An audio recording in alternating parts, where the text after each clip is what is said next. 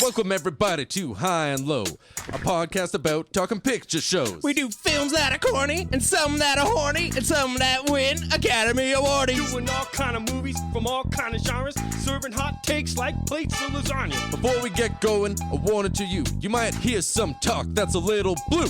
We sometimes cuss and we sometimes curse. We like to do it off the cuff and don't rehearse. Now if this sounds like your kind of show, Tune in, Drop out. This is High and Low. Welcome. That's loud.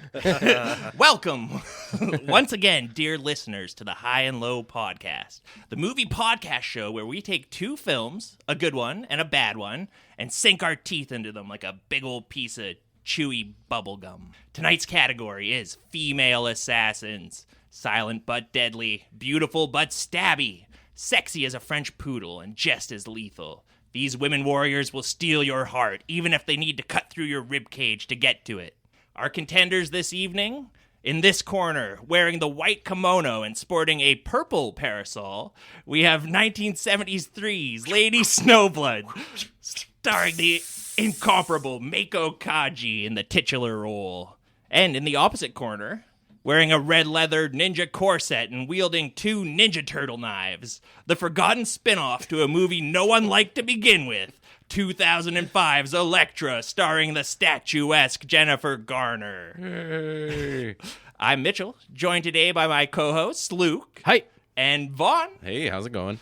And we're here today to bring you the ultimate contest between female assassins. Who's gonna outknife who?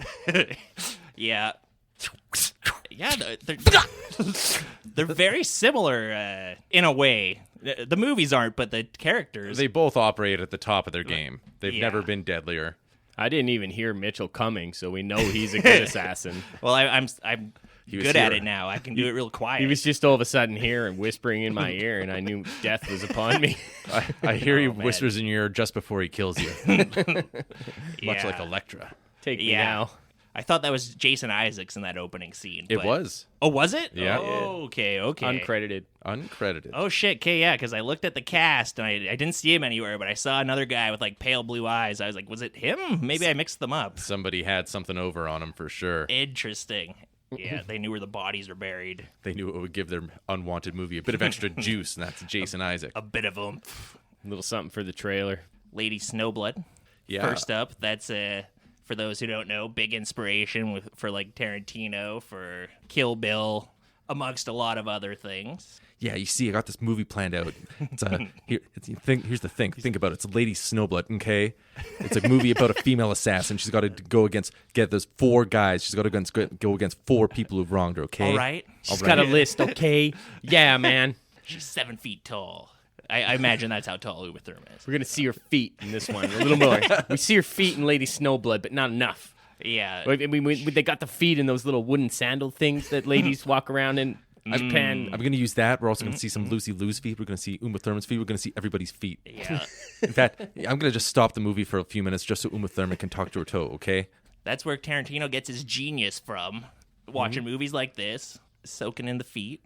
Yeah. He took the right notes from it. I just started watching this movie yesterday, and I watched the first 20 minutes, and then my wife came home and I was like, you should check this out. If you like Kill Bill, this is the inspiration for it, and it's very much that style that Tarantino copied for sure. Yeah. Right down to the soundtrack and the effects and the way the blood gushes out and the way the squibs work. And Yeah. And he made It's no cool as qualms hell. about it.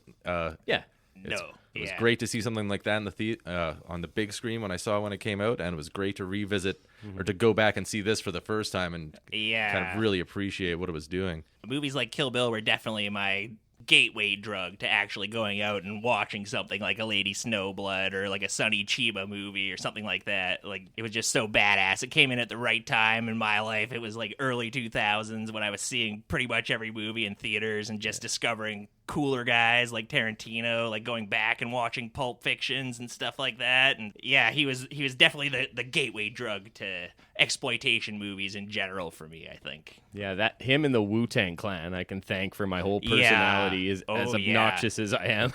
Yeah. Had to get Shogun Assassin after after listening to Wu-Tang, and after listening that was to a badass. Liquid Swords, I had to go get Shogun Assassin. Yeah, that might have been the first kind of Japanese samurai exploitation-ish movie I saw. Choose the ball, and you join your mother in death. Hey, I gotta be honest, that's the best one. It's the best samurai movie. So I just recently wrapped up watching that series, the whole Lone Wolf and Cub series. Oh, wow. It is amazing. But that's the first one in the series? It was an American release that was like an edit of the first 3 Lone Wolf and Cub movies, kind of edited together, just like the best parts of them into one movie, Shogun Assassin. I see. Yeah. But that's also on the Criterion channel, like Shogun Assassin is, and then like the individual Lone Wolf and Cub movies. Man, So- I want to see them all so bad.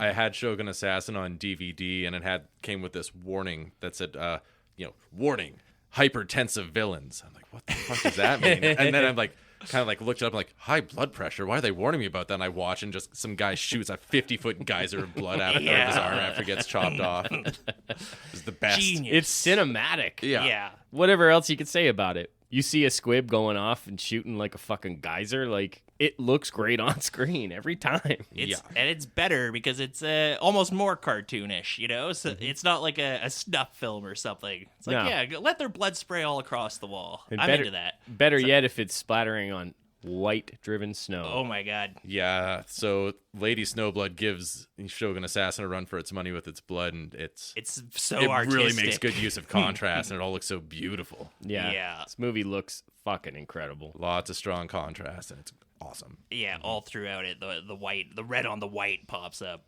Anytime someone dies and they're like near a body of water, like if they're by a river, the whole river just turns red. If they're near the ocean, it's like just all of a sudden it just turns into a biblical plague for 5 minutes until whoever it is bled out entirely. Shall we hop into it? Yeah. So Toho Studios, Thank you. Seeing that. Yeah. Thank you very much. Responsible for Benny Kurosawa movies and All the Godzilla movies. I'm the going through Godzilla, those. all that stuff. It was so cool seeing their logo pop up in the cinema on the big screen this past year for Godzilla -1. That movie was awesome. It rips. It like there's an argument to be made that it's the best Godzilla movie. Really? I still gotta watch it. You've seen more of them than me. So Toho's maybe doing Snowblood. this. Needless to say, Studio Toho's brought us many great and treasured films, and I shouldn't be surprised that they brought us this one. This is one of the recurring things in our high-low podcast so far is movie prisons and movie prison activities. This is one of those shittiest movie prisons. This movie starts off in, like, it looks like it's totally exposed to the elements. It's snowing outside. There's a woman just giving birth in there, like screaming. No real medical attention or anything like that. Well, the prison has what appears to be the prison midwife, who's also a prisoner there. She's like, I've delivered many babies in this prison. And prison I know what babies. I'm doing. Yeah. The mother's like, if my child is born stillborn, I'll kill you. I'll struggle with my intestines.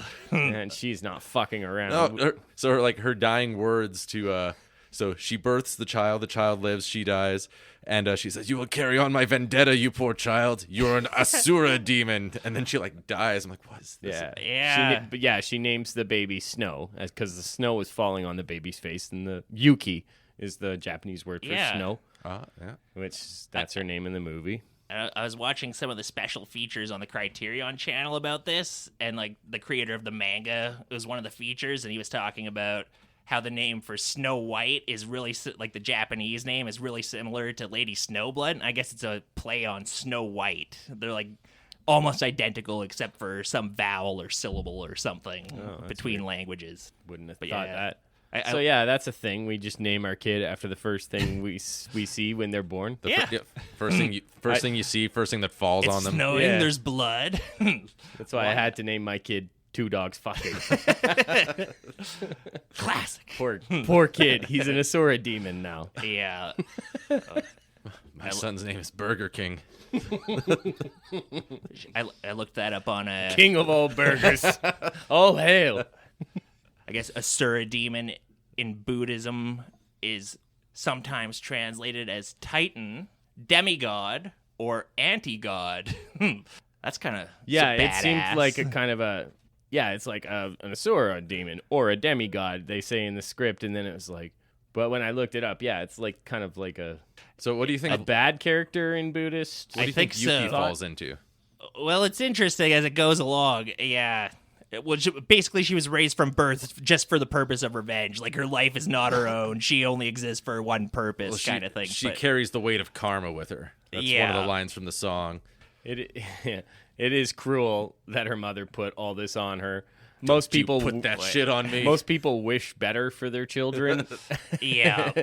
And Meiko Kaji, she does the theme song for Lady Snowblood as well. And you're right, it's hilarious how literal the lyrics are in these Japanese theme songs. It's like a lady whose blood is like snow. And it's about as literal as the people. training lyrics, Flying High Now from Rocky. Yeah. She walks the path of revenge, long ago drying her tears. Pain and fear and pity, all these words mean nothing to her now. It's like a sailing jig. She's wading into the river of vengeance. It's like constantly hammering home how much she's going to kill people. She really wants revenge. She has 3 swords and she likes to kill people with them. Maybe she'll chop off their arms. This was used, this song in Kill Bill, recycled, along with Meiko Kaji. She sang the theme song for female prisoner 701 Scorpion. And that was used in the Kill Bill movies as well. Oh, it sounds like something out of Les Miserables. Yeah. It's very similar, other than people get lit on fire and stabbed and stuff like that. Oh, there's probably at least a couple stabbings in Les Mis. They don't have that arterial blood spray. No. Cowards. Yeah, I wouldn't know. I only watch movies with hypertensive villains. This is before they had baby aspirin, okay? They're just feeding people baby aspirin like foie gras to make them hypertensive? To stop them from being hypertensive. Oh, stop them from being Wouldn't okay. I don't know. I'm not a doctor. Yeah. I'm not a film producer. I don't know how much aspirin we give or take away. I think we should all be giving everybody more aspirin. Yeah.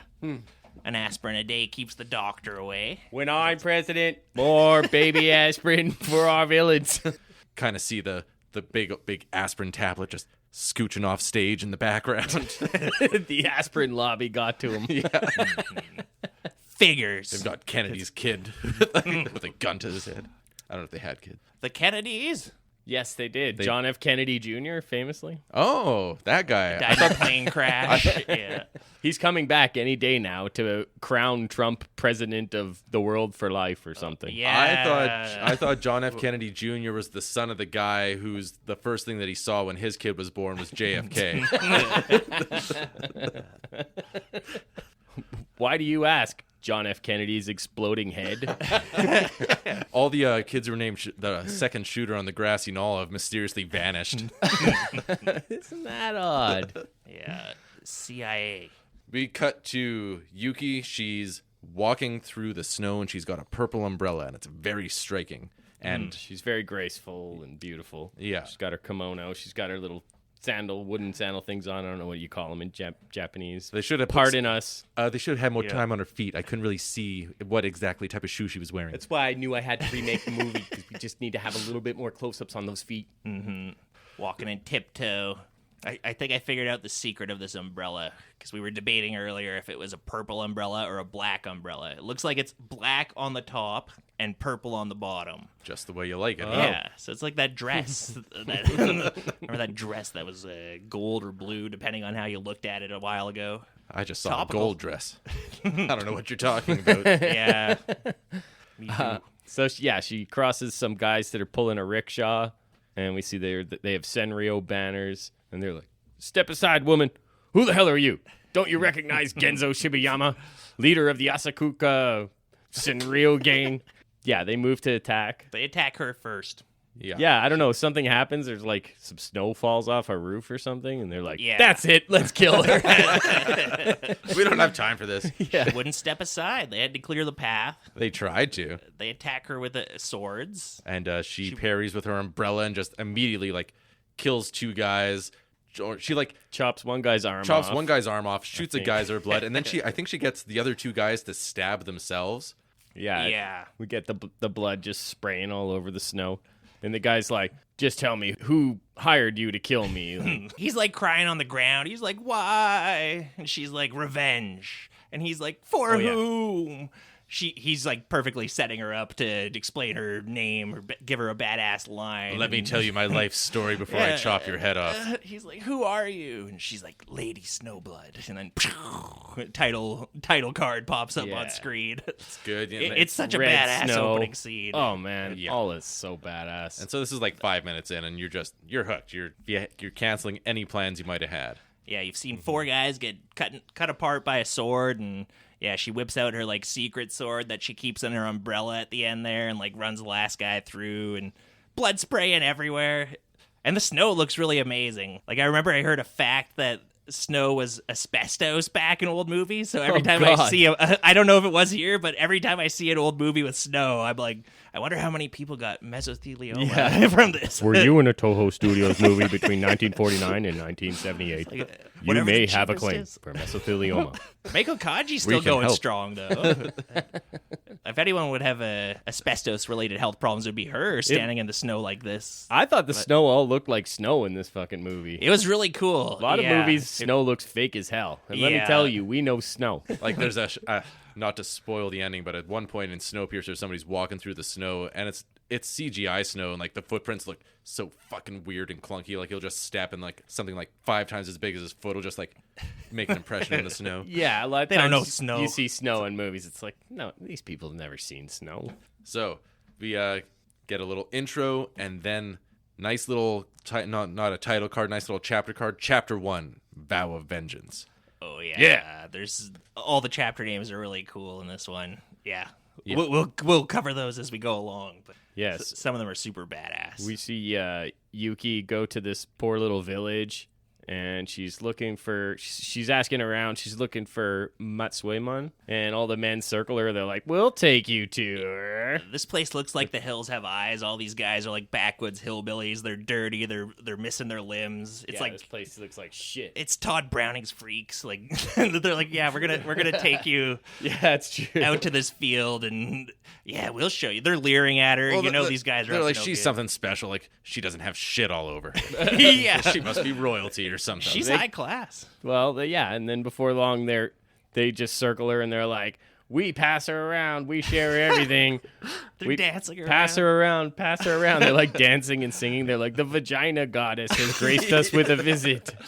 That's right. They sing praise to the vagina goddess. Yeah, how do you know she's the vagina goddess?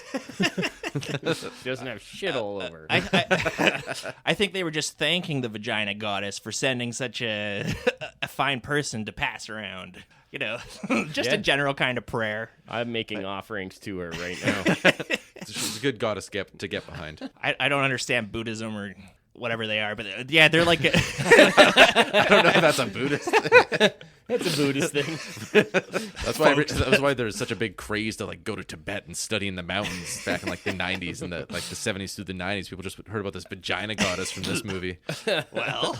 If I had known about it, I would have gone. But these guys are like they're like the John Wick, Lawrence Fishburne's guys in John Wick. This is like a baggers group, I think, and so they're baggers. That's why they all have like missing limbs. They hang out in towns across all the cities across Japan, and Yeah, they're like also a network. spies. Yeah, a network of spies. Like, Yeah. like Varys in Game of Thrones has his Yeah. children baggers, Little or whatever. birds. It's always a genius. It makes perfect sense. Who better to be a network of spies across every city in Japan than the Baggers Guild or whatever it is? Well, this Matsuman guy, like, she's after him because he has access to all this information. So she's going with a list of names. So I don't think she kills any of these people who are like trying to attack her, but No, she beats a she couple whacks up. them. Yeah, and a That's fight Raymond breaks up and stops them. He like hobbles up on like hopping on one leg. He's got like crutches and he's all crazy looking. Yeah. He's got like disciplines his men with the crutch. Yeah, She he's- can live, she can stay. Yeah, he's like got like missing teeth and his face is all fucked up looking. He's a character.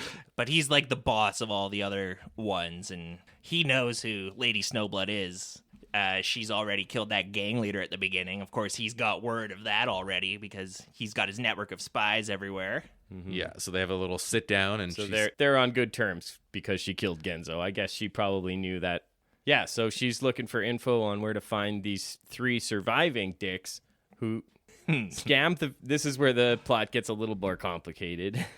Yeah. Who wants to explain it? Well, it's the whole movie, this movie and the sequel take place at the end of the Tokugawa shogunate period and like the beginning of Imperial Japan period.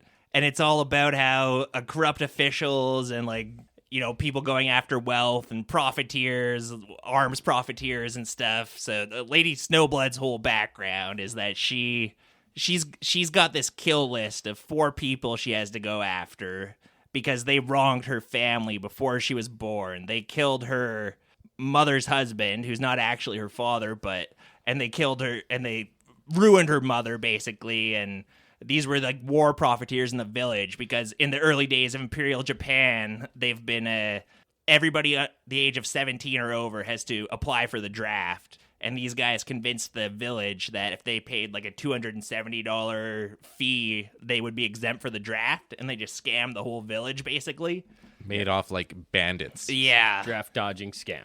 Yeah, and the people who were doing the conscription, they wore white. So, you know, one day way back during the blood tax riots of 1873, Yuki's mother's walking with her partner there, and they're beset upon by these 4 people. And so they immediately kill. I didn't catch the guy's name, but you know, Yuki's. Yeah, Yeah. They were like walking through the meadow, and it's like a beautiful day, and they're all like smiling. And We're like, so they have, in love. Ain't nothing terrible gonna happen to us today. They have a little boy, Shiro. He's And wearing it's like his- Shiro's running around all happy. They're just like, ha ha ha ha ha. Life is so beautiful, and then like all white suit. that just gets fucking butchered by these guys. They're just like stabbing him over and over, blood spraying everywhere. Yeah. Spraying on the flowers. It's all very, you know, heavy with the imagery. Yeah. It's pretty funny. They though they run up to him, he's all in white, and they're like, "You're one of these draft guys who's coming to draft us." And he's like, "I'm this local elementary school teacher. What are you talking about?" Then they stab him, and he's gushing everywhere, and he's like, "This is outrageous!" As he's being murdered. If he was a teacher, he should have known better. Yeah, yeah, Yeah. Lesson learned. I taught your parents. I know you. Your dad's a loony. They stab him. They capture her. Yeah, and they. It jumps back and Yeah. forth. I think a Yeah. few times here. Like From- Tarantino movies that were inspired by it, the story keeps flashing back, and it's not told in a strictly linear fashion. You're given a lot of Yeah. insight. We may as into, well just cover the flashback Sure. kind of as it goes. Yeah. And yeah, basically we learn later on. First when we see those 4 people stabbing him, we get like title cards pop up on the screen in a freeze frame in a very cool fashion. Be like, If you've seen Kill Bill, the scene where the bride's getting knocked around by the Yes. Viper 5 or whatever they are, that's exactly that. yeah, those 4 characters get a big introduction, and they are Gishiro Tsukamoto, Gishiro Okono Kitahama. That's a woman, actually. She's like sitting there smoking a pipe and laughing. There's Banzo Takemura and Shokei Tokuichi. That's Pardon right. my pronunciation on that. But so Shokei, Banzo, Okono, and Gishiro are the 4 bad guys that are on her fucking shit list, I guess. We find in a later flashback that they killed Shiro as well. We just see his body laying next to a river. He's dead. Yeah, and the whole river So totally red. so yeah, and so then after that, then she runs off with Shokei, or she like moves and like works with him for a little while, and then Yeah, one he night took a fancy to her, and he brought her as like his sex slave to Tokyo, or Yeah. like concubine, or whatever the word would be So for what- that relationship. yeah, But- and she just murders him one night. They're having sex, and she like pulls out her big sword and like yeah, Lady Snowblood's mother, she got revenge on the first of these 4 before Lady Snowblood was ever conceived. Yeah. So that And was that- one name off the list. but that's what wound her up in prison. So then So she gets caught for that. Lady Snowblood's parents could be any one of those three I bad don't know. guys, right? Like Maybe, because then she was in wait. prison for a while, and she just started She's- having sex with everybody just to breed a Oh, yeah. child. For the purpose exact of her revenge. vengeance. right, yeah. Lady Yeah. Snowblood has many fathers. Yeah, nobody Yeah. knows, As like they Freddy say, they didn't have Krueger. Maury Povich in 1875, 1873. as they say, failure is an orphan, but female assassins have many fathers. So the mother's on the revenge mission. She gets thrown in jail. She's fucking everybody. The other women in the jail are like, she's a Yeah, harlot. they hate her. Yeah. She says, you guys all hated me because I was fucking like a bitch in heat or something. That's what the actual line. It's like, okay. They're just jealous. She's so fine. Yeah, she got it on with all the guards in multiple prisons that she went to. And That's pretty hardcore behavior. yeah, Just to make a kid to kill everybody. yeah, it took her long enough. Well, yeah, sometimes these things take time. Playing a long game. Yeah, it's a generational revenge. And so, yeah, it works.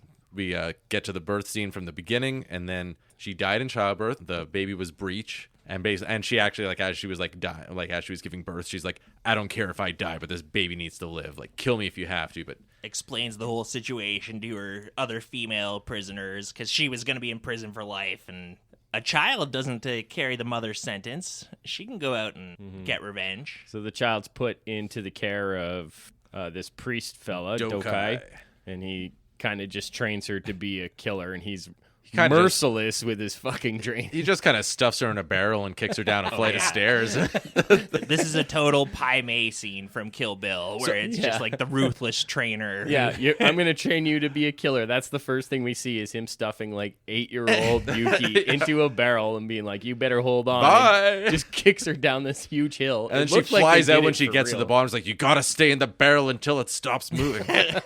It's very dubious training in general. At one point they're fighting with kendo sticks after, and actually Lady Snowblood shows a little cleverness there by backing against a tree so he can't whack her in the head or something, but Yeah, they have ropes tied around their waist. in that yeah. one. Yeah, and they're fighting each other, and she's getting knocked into ponds and stuff like that. And I'm hoping for a piranha attack, but this movie, Yeah, one of the very few ways to let me down. only koi fish around those parts. Yeah, before long we see them actually training with a steel blade, but he's got a steel blade and she has no blade. Yeah. And then she just has to defend herself against him while he's coming at her fully armed. And she just kind of jumps in the air and does a flip and removes all of her clothes somehow. Yeah, this was a... Get a little bit of child nudity in this movie. just a touch. I wasn't sure exactly what happened here. Was this like a distraction technique she was employing, or did he slash I thought her that his clothes? sword slashed her clothes. That might have been what it Okay. was. Yeah. Yeah, I wasn't quite clear on that. I was Needless like, to say, it she's was- naked now. Yeah, My Next God. thing you know, It was a naked shocking. child. Yeah, You don't see that often. caught you off guard. A little bit. It lets you know that anything is possible in this movie. I kind of thought that the It's not like gross or lecherous in any serious way or anything. But No, but just you would not see it in a modern Western movie no. or any Western movie. Pretty much, not even a Roman Polanski movie. try as he might. Has anybody seen El Topo? No, Oh, it's a Jodorowsky. yeah, Jodorowsky. Pretty crazy movie, and throughout half of it, there's just this little boy who's 7 years old, just completely naked, wearing cowboy boots and a cowboy hat, and just he's just his little El Topo's little buddy, just walking around, and Everyone needs a sidekick. Yeah. A Robin to his Batman. I kind of thought this Ko Nishimura guy, the guy who plays Doka, looked a little bit like David Carradine. Similar face, Which one was Doka? Doka is the guy. Oh, teacher. okay, yeah. The Pai Mei. Pai Mei guy. Yeah, he does look a little bit like him. Just kind of got that long, skinny, narrow face shape. I could see it. David Carradine, famously Asian man. You'd like to think so. Played one in Kung Fu at any rate. So the training goes to the point where she's able to roll all the way down a hill in a barrel, and you just kind of see her little ponytail, spinning around and around and around, and Yeah. she jumps out and does some sweet flip at the end, and She wasn't even dizzy. Maybe that was the point of the training, to see if you get dizzy or not. Yeah, it's hard to say, but... It's like, if you want to be an assassin, you have to do, like, astronaut training. How many G's can you take? They didn't show the parts where she has to learn how to walk around under the pond in simulated low gravity. Yeah, she becomes a killing machine. By the time she's like, I think it's 20 years after the incident happened with her parents, where her mother was raped and her dad was killed. And... Yeah, she's 20 years old. She's ready to carry on. So then we get to chapter 2, Bamboo Wives and the Tears of Wrath. Badass. Yeah. And so we're back in the present day when we came in, and there's this woman. She's just weaving apparently bamboo wives, and this is like a real girl in 19th century Japan, I'm guessing. Or... I thought it was baskets at Well, first. we still have them. I mean, I have a few at home. I'm in a polyamorous relationship with You got to keep some bamboo several wives. bamboo wives. Who knows what this is? I don't know. I'm Maybe it's a into it. good luck charm. Maybe Yeah. it's a... Yeah. Looks like a big basket to me that you could put That's what I thought she was sticks making. in and shit. Yeah, weaving like shoots together. Her father is in the other room, coughing his lungs up, and she kind of wanders in, and he's also like chugging some booze and stuff. He's a pretty sickly old man, and she's like, don't worry, Dad, I'm gonna go to the village, and I've got all these bamboo wives I'm gonna sell, and these things are selling like hotcakes. You better believe it. Like, we're gonna get rich. Every day she leaves the house with an armful of bamboo wives, and every day she comes back with like 9, 12 yen. She's got to be making a killing selling those bamboo wives, right? Yeah, you'd think. But then Makes sense to me. She immediately goes, like, you see Lady Snowblood walking up along the beach. Pretty cool scenic shot, and then it cuts to this guy's daughter with the bamboo wives just throwing them over a cliff face into the ocean, and you're like, oh, what's going on here? Yeah, I was confused. I was like, are those for catching fish? Is that what they're for? I thought they might be look like a they might lobster be a trap decent- or something Yeah, like that. But Fish fuck them. Yeah, no. Yuki's like, why are you throwing those off the cliff? And she's just like, oh, they won't sell anyway. They're And she's like, garbage. Nobody wants this shit. yeah, and she's like, what's your name? And she's like, well, my name's Kobue Takamura. And it's like, that's a familiar name from Lady Snowblood's kill list. What's the matter? You look like you recognize that name. Oh no, that's just the last name of somebody I have to kill. I'm sure there's no relation. See you later. Yeah. Bye. Where do you live again? Who's your daddy? What does he do? so yeah, immediately Yuki knows she's Bonzo's daughter. Yeah. She's in the right neck of the woods. Oh yeah, just gonna go kill your father. Yeah. What'd you say? Nothing. just gonna go kill your dad real quick. And so then we cut to the village, and turns out that Takamura's daughter, what's her name? Kobue. Koboi. We go to the village, and we find out that Koboi, she makes money she's a lady of the night. She goes to her pimp or whatever, gets her 3 yen, and she gets set up with, like, this time it's a diplomat, this time it's a businessman. She's like a high class call She's girl. like exactly, a high class escort. Some hard-looking Yakuza guys go to Takamura's house. They kind of fill him in on what's going on. They're like, hey, buddy, you should be ashamed because your daughter's a prostitute, you know? Yeah, like you actually think she's selling bamboo wives, you know? Yeah. You're selling her out like we're selling her out, turning her out on the streets. The entire village is laughing at him behind his back, basically, and knows Yeah. what's This guy's going on. such a sad, pathetic sack. Yeah, he knows it too. Which makes it all the worst. Yeah, he has no pride left. Like He's an alcoholic. He's like He's a gambling addict. He's got something wrong with him, some kind of consumption or tuberculosis or something. He's always coughing. reminded me of Mitch. Yeah, it was a kindred spirit. Just a pitiful, loathsome person. If only I had a daughter to some money. He owes the gang money, right? I thought that's that why he they're like owed the beating money, him up but and they. shit. I has thought that gambling he owed the debts. money, but his daughter paid it off, and they were just beating him up because he's a pathetic piece of Oh, that's even worse. loser. Rubbing it in. You're paying your debts and you're still getting your ass kicked. Really twist the knife. Yeah. Anyway, we see him at the gambling den with all the local gangsters and shit. And They've Lady all got their Snowblood. big tattoos. Yeah, that's how you could tell these guys are Yakuza. They've got like the arm tattoos going down to a certain length and everything. It looks really cool.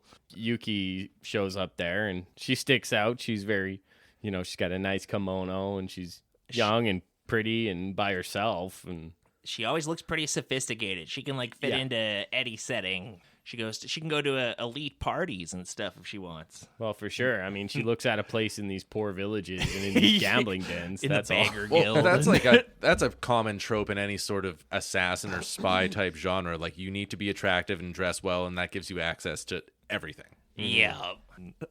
Especially, and femme fatales as well. And Meiko Kaji is one of the most beautiful women who ever lived. Not that matters, but she... Easy, Mitch. Easy, Tiger. Awooga. Put it away. Yeah, she's super hot. She's a... Which year was she Maxim cover girl? Oh, she should have been. She was in we were talking about how Christian Slater was in 111 movies last time. She's been in 121 movies, I think. Has anybody checked She's how many? putting up Slater numbers? she's topped Slater. My only real competition is a Meiko Kaji. He's only got to get 10 more. She's retired. He could do it. Well, we should check, because I'm sure he's done 5 movies since we recorded our Heather's podcast. Yeah, wouldn't surprise me. Sneaky.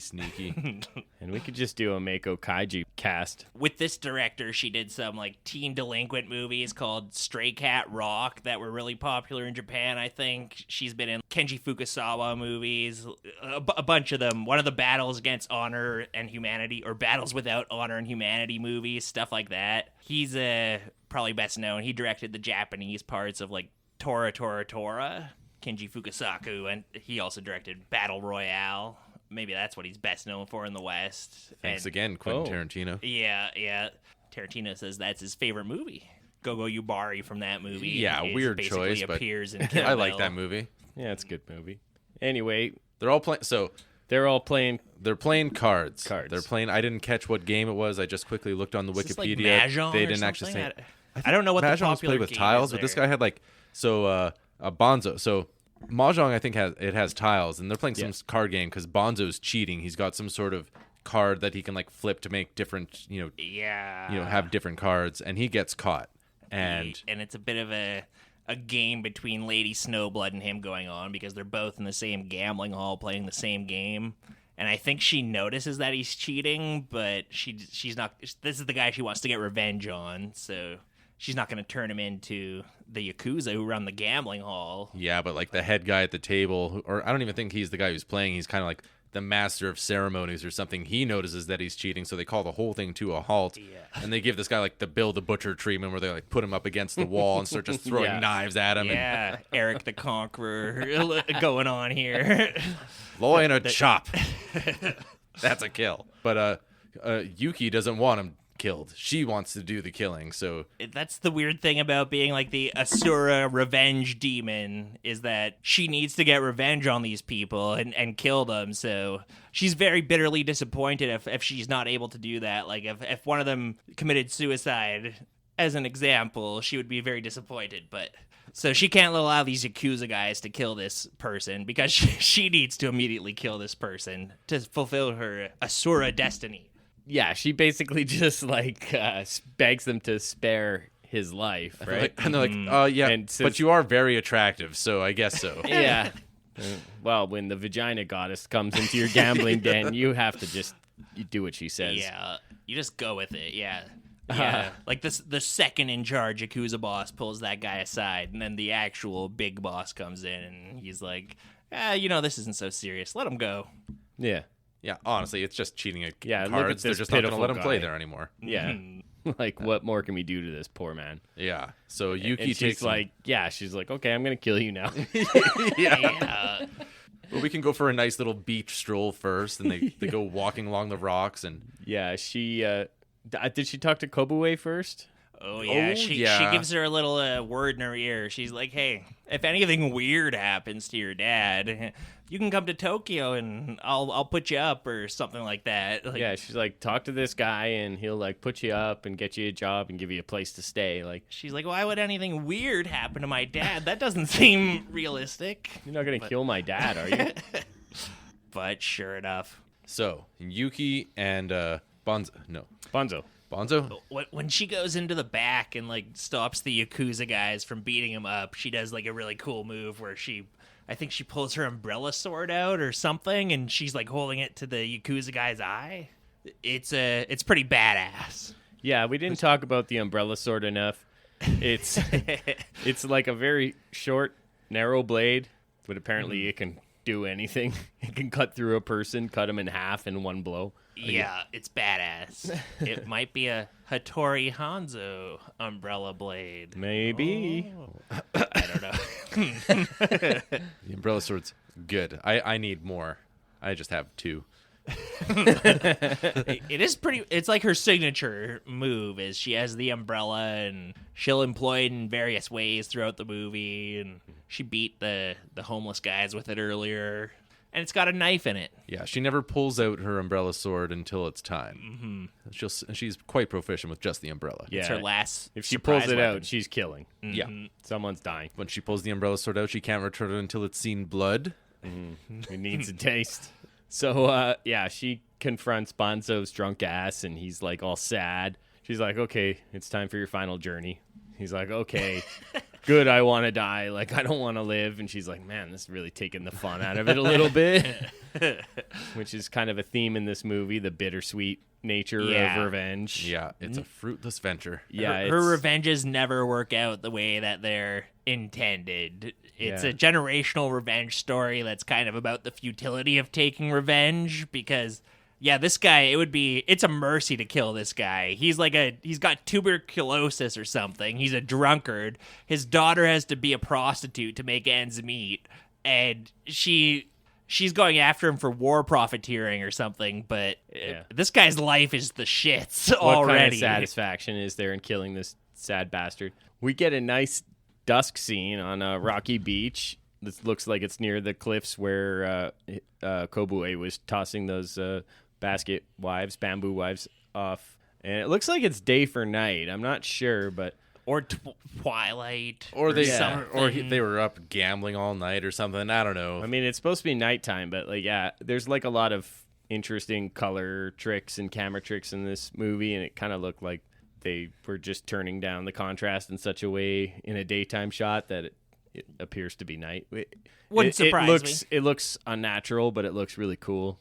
Yeah, there's some really cool shots here when basically Bonzo knows that his goose is cooked, and so he's just kind of like kneeling down and he's just looking up Yuki's sword, and it looks fucking so cool. She reminds him of all his evil misdeeds. He's begging for his life. It's great.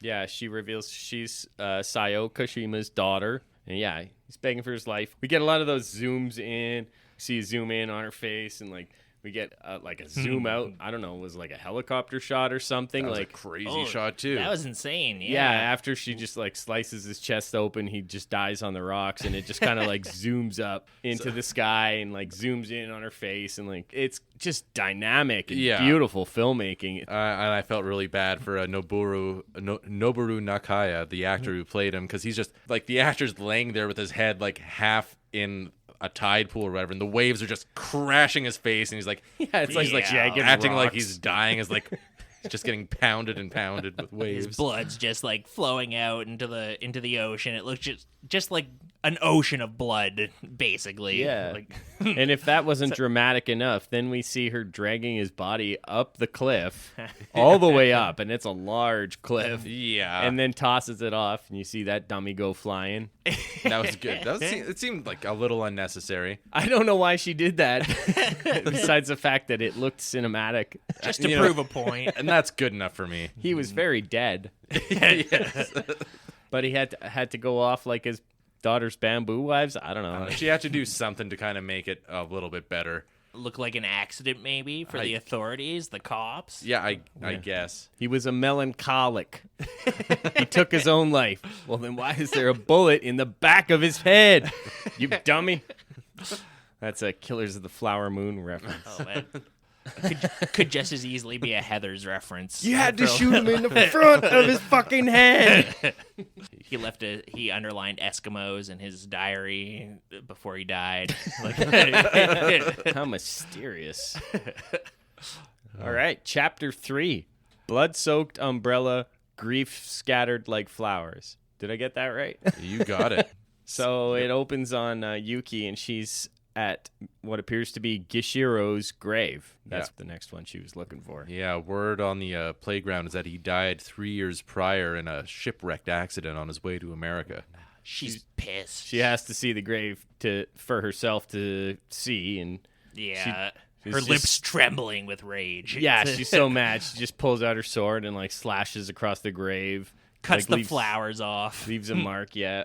Very spiteful. Yeah, she nicks the grave and cuts the head off the flowers. And just as she's on her way out, this other guy's on his way in. He kind of notices the grave has been defaced and goes to follow her. Yeah, this is Ryu. He's just a snoopy reporter. Good It's old like, Ryu. People don't just go around cutting flowers for no reason. There must be a scoop here. Yeah. She kindly tells him to fuck off, or else she's in no mood. Sit and spin, motherfucker. He's trying to tail her through the village, and he loses track of her, and then she just kind of like pops out next to him, and she's like looking for someone. So cool. So before long, he gets wind of her story, and he's a pretty adept reporter and writer. We get some nice shots of him doing calligraphy, and he's spelling out Lady Snowblood with like, the paintbrush and everything. Very cool. He gets in contact with her boss, I guess, who fills her in on everything as a means of drawing out the remaining person on her hit list. Oh, yeah, this guy's he wants to make the story. He wants to sensationalize it. If it bleeds, it leads.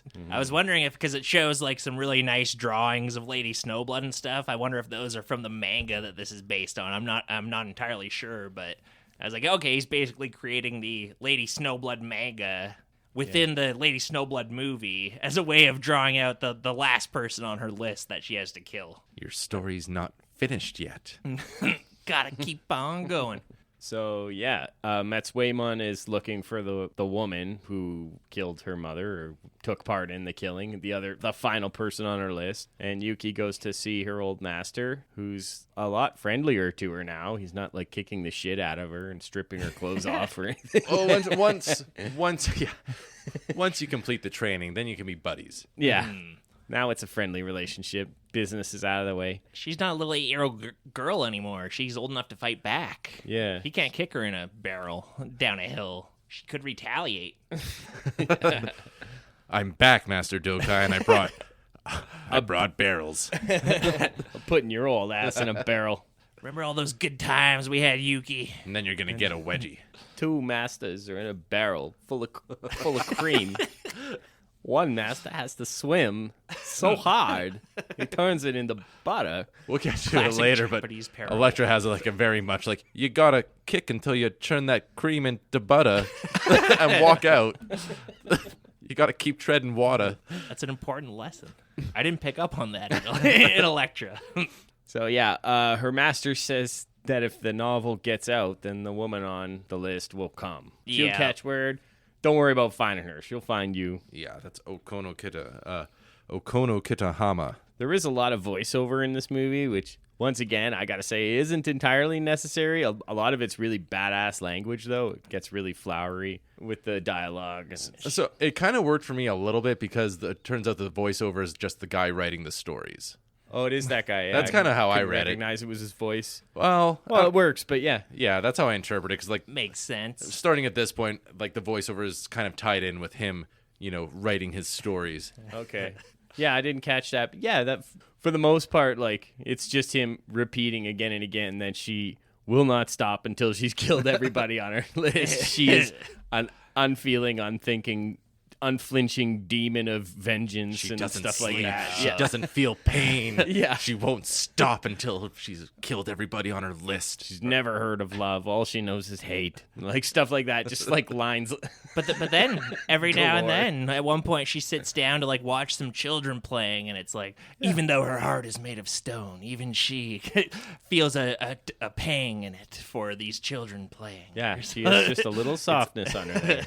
Just as Dokai predicted, Kitahama shows up and basically starts roughing up Ryu and says these things like, your writing's too good. It's making the people... they tell him to stop because his writing's so good, it's making people confused and outraged. Yeah. And it's like, this guy would fucking crush it these days. He'd be a Twitter superstar. Yeah. Her gang of corrupt cops just like, they're marching across the bridge. It looks really cool. They've got their katana swords out. And yeah, they go into his It's not a printing press. I guess it's just his office. A lot of the action from here on in takes place in this guy's office. He's like the hub of the Lady Snowblood mythology, and they trash it. They're beating him up. They tie him up. They're beating his ass like Rambo in First Blood. Yeah, he's black and blue the next time you see him. It made me realize that if I ever had to just like beat up a prisoner, I would probably just hurt my hand or something like that. Yeah, you got to use tools. You can't go right with your hand. ACAB, even in early 20th century Japan. Yeah, figures. Especially in early 20th century Japan. Yeah, they're trying to find out where Snowblood is, and it turns out She's Okono right behind you. Kitaya was behind the cops. Yeah, she's got them all on the fucking payroll. And an umbrella drops into the police station.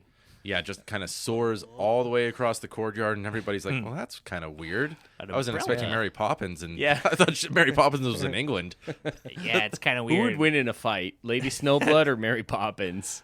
Oh, man. Poppins. Did Mary Poppins have a knife in her umbrella? I can't remember. Did she use that on the She children? grew up in at some South point? London, No, so she she had several knives on her person. There's chimney sweeps around there. Or she have an Dick Van Uzi? Dyke could be around any corner. Mary Poppins wins. This is like a demented scene. The umbrella flies in, and like the bad lady is saying prayers to a statue or something, and it's getting more and more intense. It's kind of it gets real weird there, real wacky for a minute. That was cool as hell. Yeah. And Yeah, lots of squibs. This is like Lady Squib Yeah. Blood. Should be the title of this movie, because everybody's fucking faces, necks, chests, arms are exploding with fucking squibs. yeah, it's right around this time in the movie where just there's fountains of blood everywhere, and it's I don't know. awesome. Does it say in the movie that like, this lady's praying in a really intense way? But does it mention that if it's the vagina goddess or not? I can't. We can assume so. Yeah, she's popped up again. I know that's who I'd pray to if I knew Lady Snowblood was in my compound. Vagina goddess, save me from Lady Snowblood. So she dispatches of all the policemen in the courtyard, and she starts going in, and then Kitahama starts shooting at her, and it's just, no fair. She brought a gun to a umbrella sword fight. She dodges the gun pretty good though. She evades, but like Kitahara is her name? Kitahara? Kitahama. Oh, Kitahama. Yeah, she just like instantly shoots Ryu there. Like after she's like, Kevin, I can't hit Lady Snowblood. She points the pistol at Ryu and shoots him. Shoot the hostage, Jack. He's okay though. And so this is like when Lady Snowblood, she throws a sand bomb. Yeah, I thought it was like a gas grenade or something. I wasn't sure what But it was. when everybody was running away, they're like, oh, it's sand, it's sand. I'm like, interesting. I like sand. Some kind of ninjutsu powder, Yeah. perhaps. Yeah, that one wasn't really set up. It caught me off guard. Yeah. I was like taking notes, and then I'm like, wait, what? Oh, she has a sand bomb. Okay. She has purple knockout gas. And so Kitahama like gets away sort of, but like all of her guards are dispatched, and it's just Lady Snowblood like trying to track her down. It made me realize that Japanese houses would be so hard to play hide and seek in because all the doors are like kind of translucent, and you can see a little bit behind Yeah, there. paper walls, very neat and orderly. All the rooms are just wide open squares. You found me. I'm behind the third door in this hallway. with Need nothing more else. wardrobes. It is like a really cool panning shot where it just pans across all the people she's killed in the room, and you just see them all lying on the ground bleeding, and it's like, oh yeah, she just killed like 20 people in this room, I guess, before she like chases off after the mean final boss lady. So she searches the house where she thinks Okono got away to. And Follows the finds- trail of blood. And then she just finds Okono hanging from the ceiling. That bitch killed herself. Yeah. No once good again. revenge here once again. No, revenge failed. Yeah. And so Yuki's so pissed off. She does what anybody would do, and that's just cut the corpse in half, and like 5 gallons of blood just dump out of the bottom of this thing, and it's pretty fucking sweet. awesome. It rules. Yeah, Ryu, the journalist guy, kind of throws her a look like, oh, was that really necessary? Of course it is. I don't think we've actually said enough about how great the sound design of this movie is. All of the arm geysers, all of the blood, it's such a great, squishy, wet Yes. sound. It's incredible. Yeah. It's not all just the stock stuff that you'd hear in some other movies like this. No. They actually like cut a person in half, but that said they're fully teamed there. It's okay, they're already dead. We still use those person cut in half sounds in movies today. They And had the to High and Low invent Studios. Yeah, sounds. We're making our own person cut in half sounds here. So yeah, it's like, oh, I think she's talking to Ryu, and he's like, "It's all over, Yuki. Your vendetta. Can you return to a normal life? Can the snow wash clean of blood?" Yeah. And it's unclear. Pure white snow can't wash away the fiery blood. Then we see Ryu scrawling onto the paper, Chapter 4. And that's when Gishiro appears. Dun, the dun, fourth dun. person. You thought he was dead. He faked his own death. I think we all knew deep down he was alive. Yeah, I suspected it, but then I was kind of like swept up in the story that it was, I kind of forgot all about it, and then I paused it for some reason. I'm like, there's 20 minutes left in this movie. Wait a second. There's got to be also- more revenge. Yeah, I was starting to wonder, though, because at first I was like, he's got to be alive. But then I started to wonder, well, maybe she's not going to get any satisfaction out of her vengeance. Yeah, and that Maybe big he is just dead. and the scene where the big action set piece that we just had was big enough to just finish a movie off. Yeah, right at the beginning, it starts off with like super good action set piece, and there's some killings peppered throughout here and there, but then that was the last great action set piece with a lot of blood. Yeah, but turns out there's more action set pieces to go. So Gishiro's talking to Ryu and starts threatening him and tells him to stop writing the Snowblood stories. And this is when Ryu recognized him right away. Yeah, your fake beard doesn't fool me. Yeah, he's like, I'm dealing arms now, and I don't give a shit about any of this. Just, don't talk anymore. You didn't see me. Shut your fucking cock holster. Yeah. And he leaves. It's like, oh, that was nice of him to just leave. He's still a profiteer. That's why Lady Snowblood wants revenge on him in the first place, was like kind of profiteering off this fake draft dodge notice, and now he's still selling arms. He's whatever. moved up in the world big time. Like Yeah. people, he sits down with heads of state, and basically anytime the government He's in big buys with weapons, he's involved. the Imperial Japan, the new government. Yeah, they need lots of weapons, and he's happy to supply them. Yeah, right after he leaves, 2 seconds later, Yuki comes in, and Rio's like, I'm not supposed to say anything, but Gishiro is alive, totally. He just left a minute ago. But wait, also, he is my father. Yeah, don't kill him. He's my dad. And he Also, don't kill me because I'm related to him. That you do get the sense that she could kill him right then and there. She gives one of her great Meiko Kaji has the best hate-filled revenge stares in the entire movie business. She stares him down. I'm like, oh, she could easily stab him right this second. She but needs a win too, because what did Mick Jagger write this movie? Because she ain't getting no satisfaction. she is kind of. They're like almost boyfriend and girlfriend at this point. I think they were like lying down in some flowers earlier, playing with each other's hair. It showed a couple of scenes like that. They think the revenge is over. They didn't realize this guy was still alive. But They're going together. yeah, they're going steady. Meiko Kaji, will you go to the hop with me? Chapter 4, The Pleasure Palace, the final scene of carnage. My favorite chapter name, I think, personally. It does have a bunch of things I like. I really like Chapter 3, Blood-Soaked Umbrella, Grief Scattered Like Flowers. That is beautiful. That's like a little haiku right there. So we see Yuki, and she's in a horse-drawn carriage, and she's riding up to a charity masquerade. The password is Fidelio. Tom Cruise is there. There's a lot of white people here. This is like where there's tons of Europeans hanging out with their Totally. European fashion. And it's snowing outside, which is nice. I was hoping we'd get a little bit more snow with the movie. Yeah. It wasn't snowy in the middle of the movie, so that was good. It's kind of like Throne of Blood, and Lady Snowblood's like, oh, this is a good omen. Her buddy's like, no, this is a bad omen. But yeah, the snow starts falling right as she's pulling up to take her final revenge. Yeah, and Ryu's actually at the reins of the carriage. He's dressed like a carriage driver or something. He's got like a top hat on. He looks pretty fancy. I don't want you to kill my dad, but also I want you to go to prom with me still. He knows what his dad is. Him and his dad have had no relationship. Yeah, so he separated from his dad's business 10 years ago, he says. And Yeah. he doesn't want any part of it. That's why he was kind of... There's a good-looking piece of ass looking at him in the face right now. Yeah. He goes where the wind blows, man. I've seen this movie before, but I had kind of forgotten. But it re-triggered my memory earlier when he meets her for the first time in the graveyard, like after she's basically just attacked his dad's gravestone. Yeah, it makes perfect sense. He was on his way to his dad's gravestone. That's why he immediately noticed the vandalism to it and chased her out and everything. Kind of foreshadowing. Yuki's dancing around the masquerade ball. Everybody's got their masks on, and Gishiro's just kind of watching from afar. He's got his sweet little VIP booth off to to the side, and It's very opulent. That's kind of one of the underlying themes, is that the ruling elite is so opulent and corrupt. It's sort of like the Mask of the Red Death in Edgar Allan Poe, just like a ball of people in masks, just like partying while there's starving beggars out there and everything. Good thing that doesn't happen in real life. No. Only in the realm of fiction, folks. Yuki's dancing around, and then she sees Gashiro. They kind of make eyes back and forth a little bit, and then she looks again, and Gashiro's gone. Mm-hmm. So she makes her way over to the VIP booth and starts patting around. And why, by golly, one of these walls is a rotating door.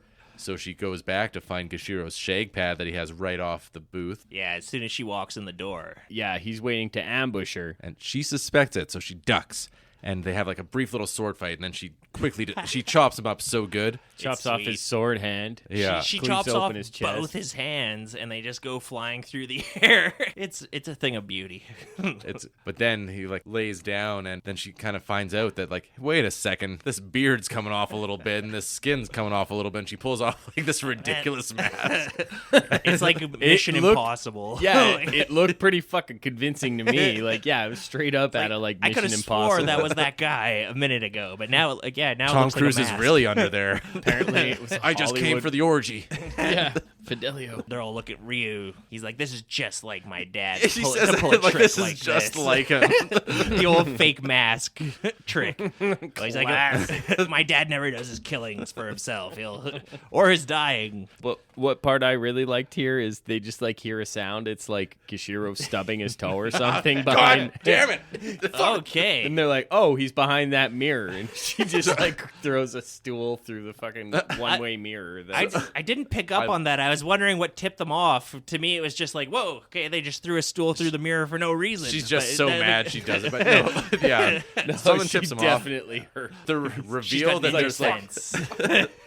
not only does Gashiro have a secret shag pad just leading off of his little booth, he's got like a secret two-sided mirror room where he can watch other people shag. Or This is so 1960s. This whole setup. it's Yeah. shagadelic, baby. Yeah, he's probably got like two-way mirrors underneath the toilets in the bathrooms and like all that weird rich guy stuff. He's a regular Chuck Berry. It looks ridiculous. They smash the mirror, and oh yeah, there he is. He immediately stands up and runs off, and the chase is on. So they're running around the balcony around, like they wind up going up some stairs. So they're running around the balcony above the ballroom. None of the dancers are really aware of what's going on, but there's this like fight to the death happening, and they wind up on opposite sides. Then she's looking. Then we cut to some pigeons on a chandelier. Then we cut back and go Yeah. back and forth between Yuki and Gashiro a little bit. They've got like a pinata there for this charity ball, and at one point the pinata breaks open, and it's one of those like almost Game of Thrones pies where there's like pigeons inside of it. So a Yeah, bunch of pigeons confetti come out and and confetti and yeah. everything. Those are doves. No, you idiot! You're supposed not to put classy. you're Same supposed to put the difference. pigeons in after you bake the pie. Just a bunch of dead birds fall onto the Hey, dance pigeon floor. pie ain't bad either. Hey, I'm fine. They're looking at each other, and they kind of have like a bit of like a psychic conversation with each other. And I really got like reminding them, like, that's right, Bart. I can read your thoughts, because she's like, I know, that's what I was thinking. I know you can read my thoughts, Bart. because like she's surprised when he responds. And she's like, Yeah. Yeah, at first you think it's her inner monologue, but no, it's a conversation. Yeah. Yeah, she's just like, I will kill you. He's like, oh no. And so she jumps onto the chandelier and swings across. It's some real Buccaneer shit. And then it's like a showdown, but now he's got Ryu. He's got his son at gunpoint. And she's just got her little umbrella sword. Yeah. Yeah, he shoots his kid. Yeah, Just this- straight shoots. He's bad news. I didn't know if this was necessary, but I think it's supposed to be like a self-sacrifice moment from Ryu where he's like, I'm pinning my dad against the wall, so you have to stab through me, Lady Snowblood, to kill him. And he's getting shot in the stomach by his dad, and it's like, oh, there had to be a better way to resolve this. He could have just got out of the way. It Yeah. was a dead You end. should have never gone up there. She stabs through him, and again, she's not getting her fully satisfying revenge because she has to kill her boyfriend that she was picking flowers with earlier. Yeah. And Drag. It's a rich text. she gets shot as well after he pushes his dying or dead son off him. He's like, I'm Well- going to shoot you now. In the shoulder or maybe the stomach. I think she gets shot in the stomach. She's not doing too good. Yeah, Yeah, so- she takes a pretty bad shot. Yeah. It takes a shot across the bow. She does get her revenge, though. Yeah, so she's stumbling outside in the snow, and that's when Kobue, Takamura's daughter from earlier. Yeah, Bonzo's daughter. From the beginning, it was making the bamboo wives, and then it was revealed she had to prostitute herself and all that. Yeah, she You remember she her. had actually sworn revenge against Yeah. Lady Snowblood. Yeah, we skipped over that part, but anyways, that's going on, and here's the payoff because she runs up and just stabs the shit out Yeah, of her. Lady Snowblood's like, "Oh, hi, Kobue." It's like, Good to see you. Did you talk to my She falls in the snow. She's putting some snow on her face and stuff. It's Yeah, she's- inconclusive if she dies or not. yeah, she's kind of just grasping it and holding it strong in her hands, which I think means She's got some fight left in got her. a lot of fight Yeah. left in her. And as it turns out, there's a sequel, so I guess she did have a lot of fight. But I Yeah. think this is The where the sun comics rises. end, I think. I think we see the sun set and she's fighting, and then we see the sun rising. She was and she fine. appears to be living, so like it She kind lives to of fight is- another day. Made you it can't through the stop night. her. So who's she getting revenge against next? Because it seems like her list is pretty much all ticked off. Is she just a sword for hire? I don't know. I'd watch more of these movies. I have I seen can't the wait sequel. to watch the sequel. I It's- hope it's it real doesn't good. disappoint. It's as good, I think. I think I gave it a slight edge when I watched them. but Interesting. She shacks up with this communist Marxist leader in the second movie. I'm listening. and Imperial Japan is not That's for your that. surrogate, Luke. so I have a chance. she gets like real taken in by his ideas, but Imperial Japan doesn't like his ideas too much, so they kidnap him, and I think she has to get revenge for him in that movie. It's actually they do like biological warfare on him. They give him tuberculosis or something. We're gonna give you the Bonzo treatment. Yeah. Yeah. So that's Lady Snowblood. Fucking sweet movie. Sweet movie. We're gonna take a little break, and we'll be back to discuss the comparable Elektra. Let's all go to the lobby. Let's all go to the lobby. Let's all go to the lobby to get ourselves a treat.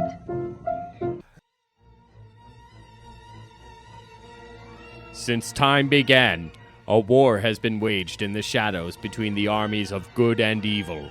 It may be fought on a grand scale, or within the heart of a single individual, or even a child. Evil has taken many forms and may use the dark arts. In our time, they call themselves simply the Hand. The good follow the way of Kimiguri. Its masters can see the future and perhaps even bring back the dead. Legend tells of a unique warrior, a lost soul. This warrior is a woman, a motherless daughter, and it is her destiny to tip the balance between good and evil. She is a treasure, and both sides seek her out as a final weapon in an ancient war.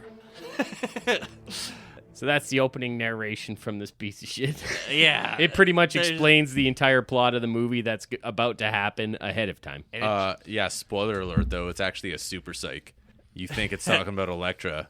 You'd be wrong. Oh, that's true. Yeah. 'Cause it's like a woman born A without motherless a motherless daughter. woman. It's like a reversed Christ scenario or something. I don't know. This movie has layers. Yeah. So many things wrong with that opening narration as the movie goes along. But the good follow the Kimiguri. Oh, That's what it says. Yeah, that tracks. They're like Jedis Well, we all or know something. that. They use the Force for good. So, one thing I'm confused about, the Hand is they're just the bad guys, right? That's the whole... They're Marvel's go-to ninja bad guys. Yeah. Like anytime Marvel needs ninjas to come in and fight their protagonist. I'm not sure if Frank Miller created them. I think he might have. Yeah, Frank Miller, his thing early on when he was working for Marvel was ninjas. So like any character he wrote for, all of a sudden they had a ninja background. And Elektra was raised by ninjas, and Daredevil had ninja training. And when he It's like wrote the Wolverine- 80s when ninjas were like everywhere. early 80s, yeah. Oh, so he was early on the ninja trend then. He A little was. bit. The A ninja little bit. craze really kicked off in the mid-'80s. It was probably really cool and like cutting edge when he was doing it, and actually it fits in. He reinvented a bunch of the like even Batman when he did Batman Year One. Batman goes and trains with a ninja, I think. So- but Yeah, like in Batman Begins. Right off the bat, yeah. I just What want to if Frank say... Miller, did he invent this character? he didn't, but he gave him new life. Like Daredevil has. Frank Miller invented Elektra, but not He invented Daredevil. Elektra, yes. Okay. But like Daredevil was not hot shit when I was first getting into comics. So I actually don't have much attachment to Daredevil or Elektra because Daredevil was not a cool go-to character until very a little bit later on, Kevin Smith started writing Daredevil, and then he became kind of hot shit again, and he was very inspired by Frank Miller's run on Daredevil. Sorry, Vaughn said right off the bat, that's a drink and another drink because I just said it again. That's a double whammy. So right off the bat, we're talking about Frank Miller a little bit, and I think we can all say that we hate his work, but we love his politics in the High and Low studio. Yeah. Of course. Yeah, he's our go-to political influence. We are all frothing at the mouth. I support the war in raving Iraq. lunatics. Yeah, no, I'm still supporting the war in Iraq. Yeah. We are the holdouts, the lone holdouts. Are they going to let us win this time, Chief? Bureaucrats wouldn't let us win in Iraq. So Why did they send ninjas into Iraq? this whole movie started. Send in the fucking ninjas, Frank. I called my buddy Frank over. Me and my brother Frank. Not my brother. My other buddy, Frank Miller. Frank Miller has a long history in Hollywood. He wrote RoboCop 2.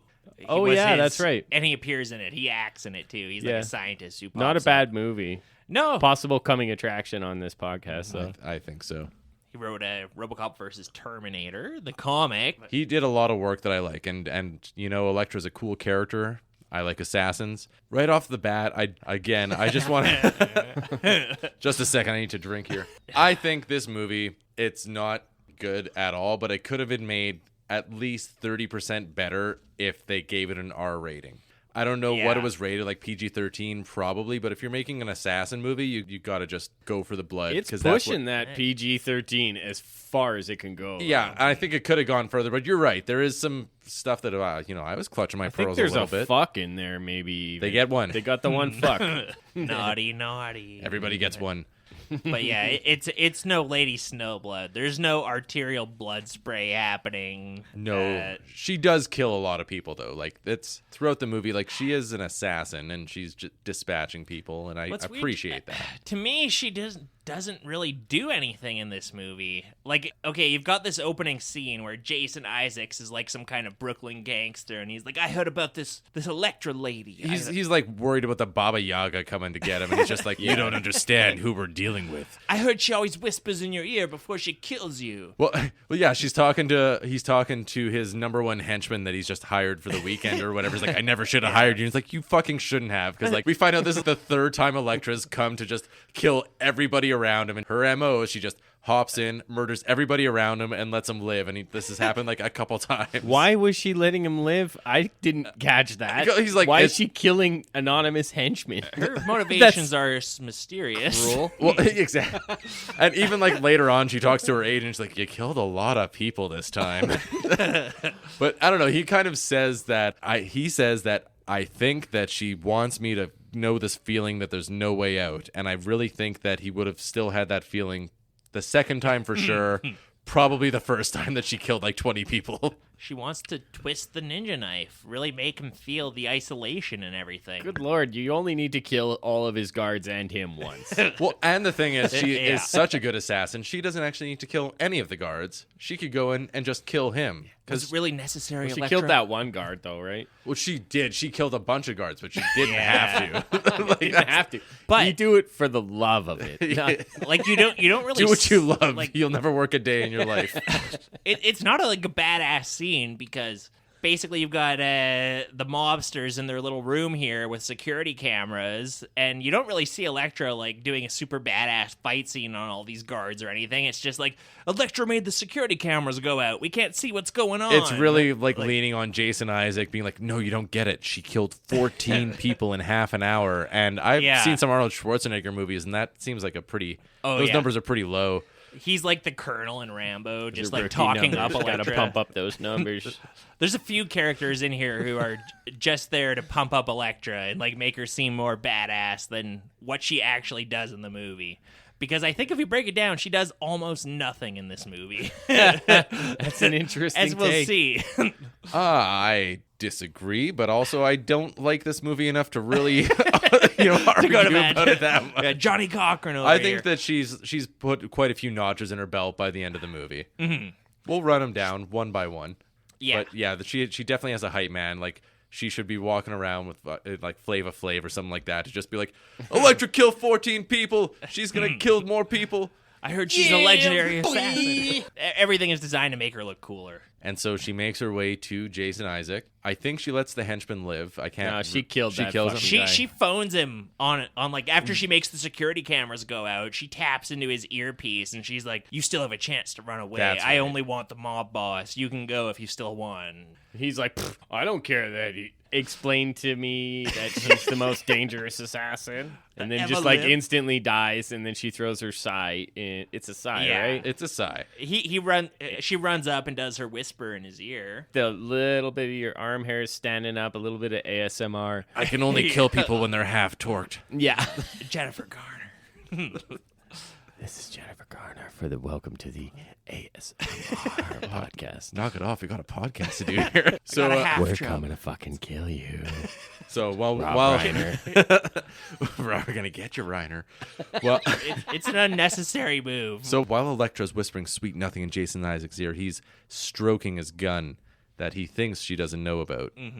But she's a top secret ninja. She knows. She's planned 12 steps ahead, probably. So she takes 12 steps back. There's a few ninja vanishes, a little ninja teleportation in this movie. It's kind of hinted at in that opening monologue. She's got some kind of ninja sense, which is almost like the Force in Star Wars, where it can like do whatever the plot needs it to do. in a She's got given the power. moment. It can. She can see the outcome of future events. Yeah, so you see it like you see something happening poorly at certain points, and then it kind of time rewinds. Yeah, sort so of. it's like Doctor Strange in Avengers Endgame. Yeah. where he Yeah. like can like see these future events and like then plan it out. Be like, oh, we don't want it to go that way. The only downside is she has to stand perfectly still for 5 minutes while she works through everything. It's one of the most cinematically boring powers I've seen in a Marvel movie. Yeah. Yeah. And is that canon? Does she have that power in the comics? I don't remember that. I don't think she's just an so. assassin, right? Yeah. And again, I haven't read all the original Elektra comics where she was created, but I don't think this was ever a thing in the comics. No. Her having it's like a spider sense, really. That she uses it like Spider-Man's spider sense. At certain points, she'll use it to locate where villains are in like hedge mazes or whatever. It She fits her uses it to needs. some great. She uses it to some good effect, but there's also a couple fake outs later. But And if I was honestly, her, I wouldn't be killing people. I'd be going to the casino. Yeah, and seeing exactly. the outcomes on the roulette table. Like Henry Sugar. See the other side of the cards. You don't have to actually murder people. it's all about revenge. I don't know what for exactly, but Yeah. Was that necessary, Elektra? yes. So, and it should be enough that she's a badass assassin. They didn't need to layer on this extra little bullshit power, but whatever. It has a little bit of payoff later. A little bit. Has a lot of payoff. It's the best movie ever. So this is where we meet Roshi. Master Roshi, like Played in by- Dragon Ball. Yeah, played by Kari Hiroyuki Tagawa. AKA Yeah. Shang Tsung. Yeah, from Mortal Kombat. He nailed that role so much that they just modeled the character after him. Yeah, he From still there on voices out. him in He the voices games him. They too, make him yeah. look like him in a lot of, That's right. guy's fucking awesome. He's just- in like a conference room. I guess this is the Hands conference room. He's got such a great, silent, reproachful glare where he'll just like stare at anybody down, and like if anybody fucks up, they know that they're gonna. He's the boss. Yeah. He's the head guy in charge. Yeah, he's the disappointed dad of villains. Yeah. That's his superpower. It seems like there's like a traditional branch of this hand organization that's ninjas. It's a legitimate business. Yeah. But then there's like his son, Keurig, Kirigi. the Kurgan. He's the Kurgan. I wish it was the Kurgan. Kirigi. Yeah. He's like Get used to saying that name. in It'll charge come of up the a lot. freaks. Well, that's one word, but we don't know about the freaks yet. We just kind of like get like a little bit of an introduction and like, oh, this You're just a freak. like me. Not Todd Browning freaks, more like X-Men freaks. But So then we cut to something that I think we're all a little familiar with, which is just scrubbing the DNA off of whatever floor you've stepped on. yeah, it's like Gattaca. she's just like frantically scrubbing the floors, and her agent comes in. She's like, "What are you up to?" She's like, "Scrubbing my DNA." And she's like, Yeah. Cool. And it's great. The movie Got answered Quim that. everywhere. Just squirting. But like, yeah, I'm thinking while you're scrubbing, you're like sweating all over the place. You're working up a lot of DNA there to spread all over the house. It's kind of a pointless endeavor. Son, what were you doing in that room? I was just working on my DNA, Father. You're in the shower an awful long time. Other people. Just getting clean. So, yeah, her agent comes in, and he's just upset that basically she killed. Did you have to kill so many people? And she's like, yeah, I kind of did.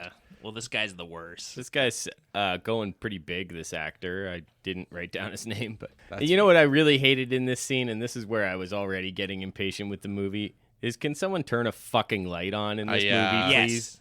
That is It one of looks my bad. chief problems with this movie. It is so dark. I think with that early digital photography, just like our previous episode in Macbeth, like the blacks on the old TVs maybe didn't look as black, but No, it nonetheless, looked bad. It looks like shit. Because Like, it wasn't just the blacks. Everything most of the looked time, bad. it's like just like This you movie see is half of Jennifer Garner's floating head in scenes. I'm like, what am I even looking at here? This It is doesn't terrible. work. Turn a light on. It compared doesn't to- have that, like, half of the movie is flashbacks that are hyper stylized with a shaky, jittery camera and a bunch Very of crazy soft shit going on. focus. Yeah. and weird it's like stuff. I get it. It's a flashback. We just watched Lady Snowblood, a movie that has a million flashbacks in them.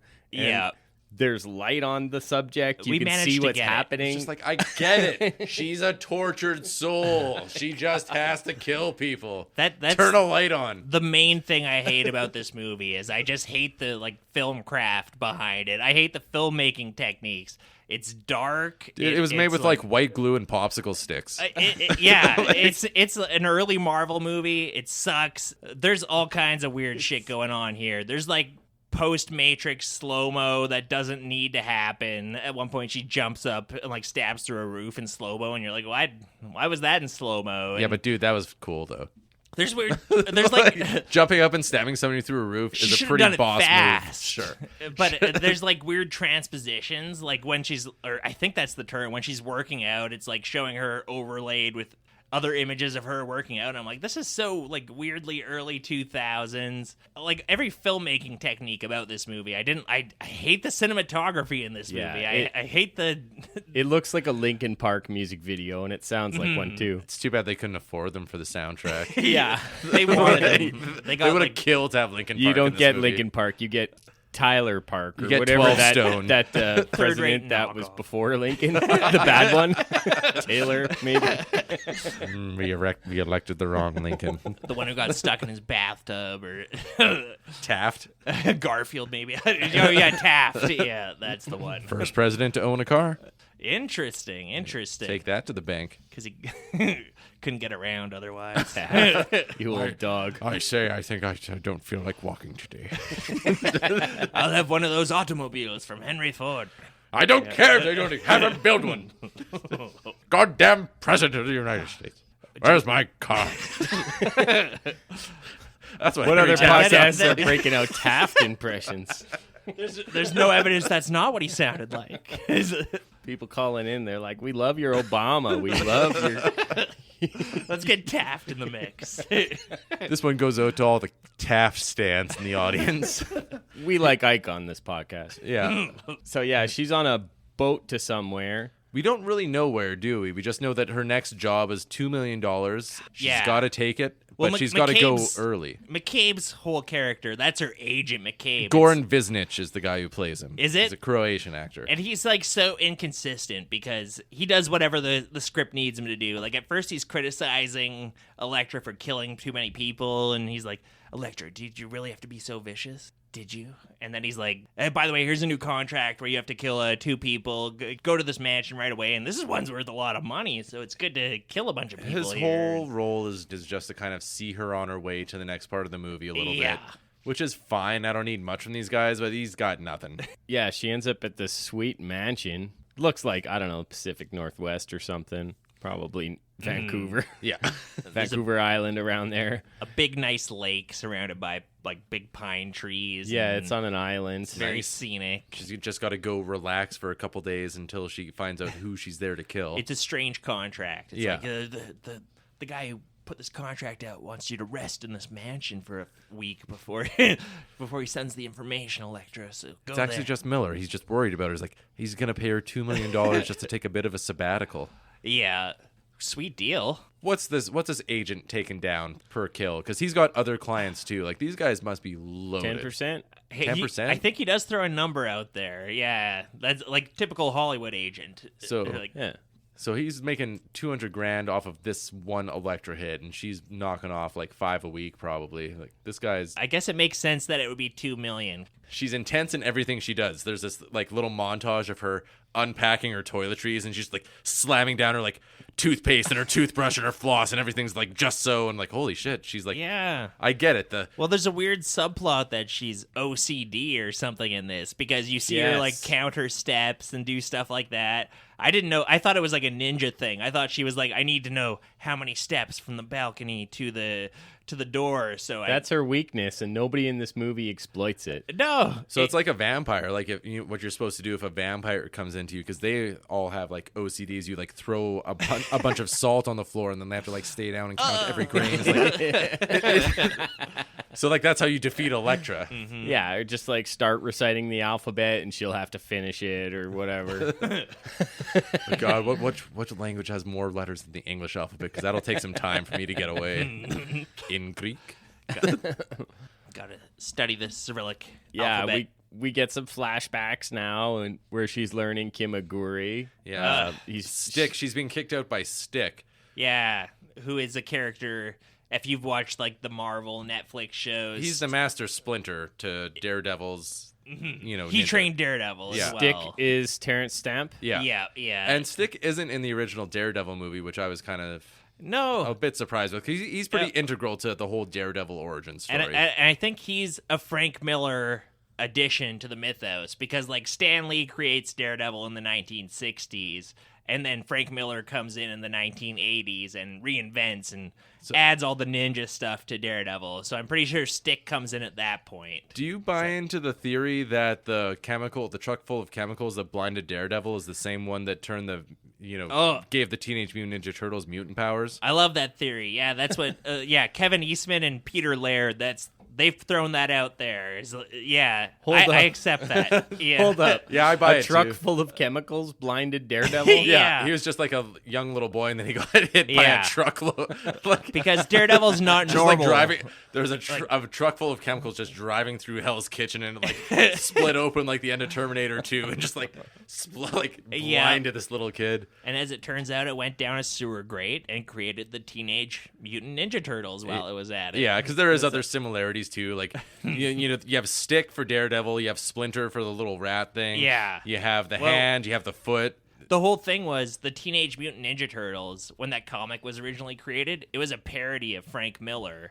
Because Frank Miller was so obsessed with the ninja stuff in the early 80s. So, yeah, Kevin Eastman and Peter Laird, when they created the Teenage Mutant Ninja Turtles, it was a total parody of all Frank Miller's ninja obsession and everything. So, yeah, it fits perfectly. Oh, okay. Well, I could have used Corey Feldman in a turtle costume in this movie, I'll tell you that much. Yeah, what the hell?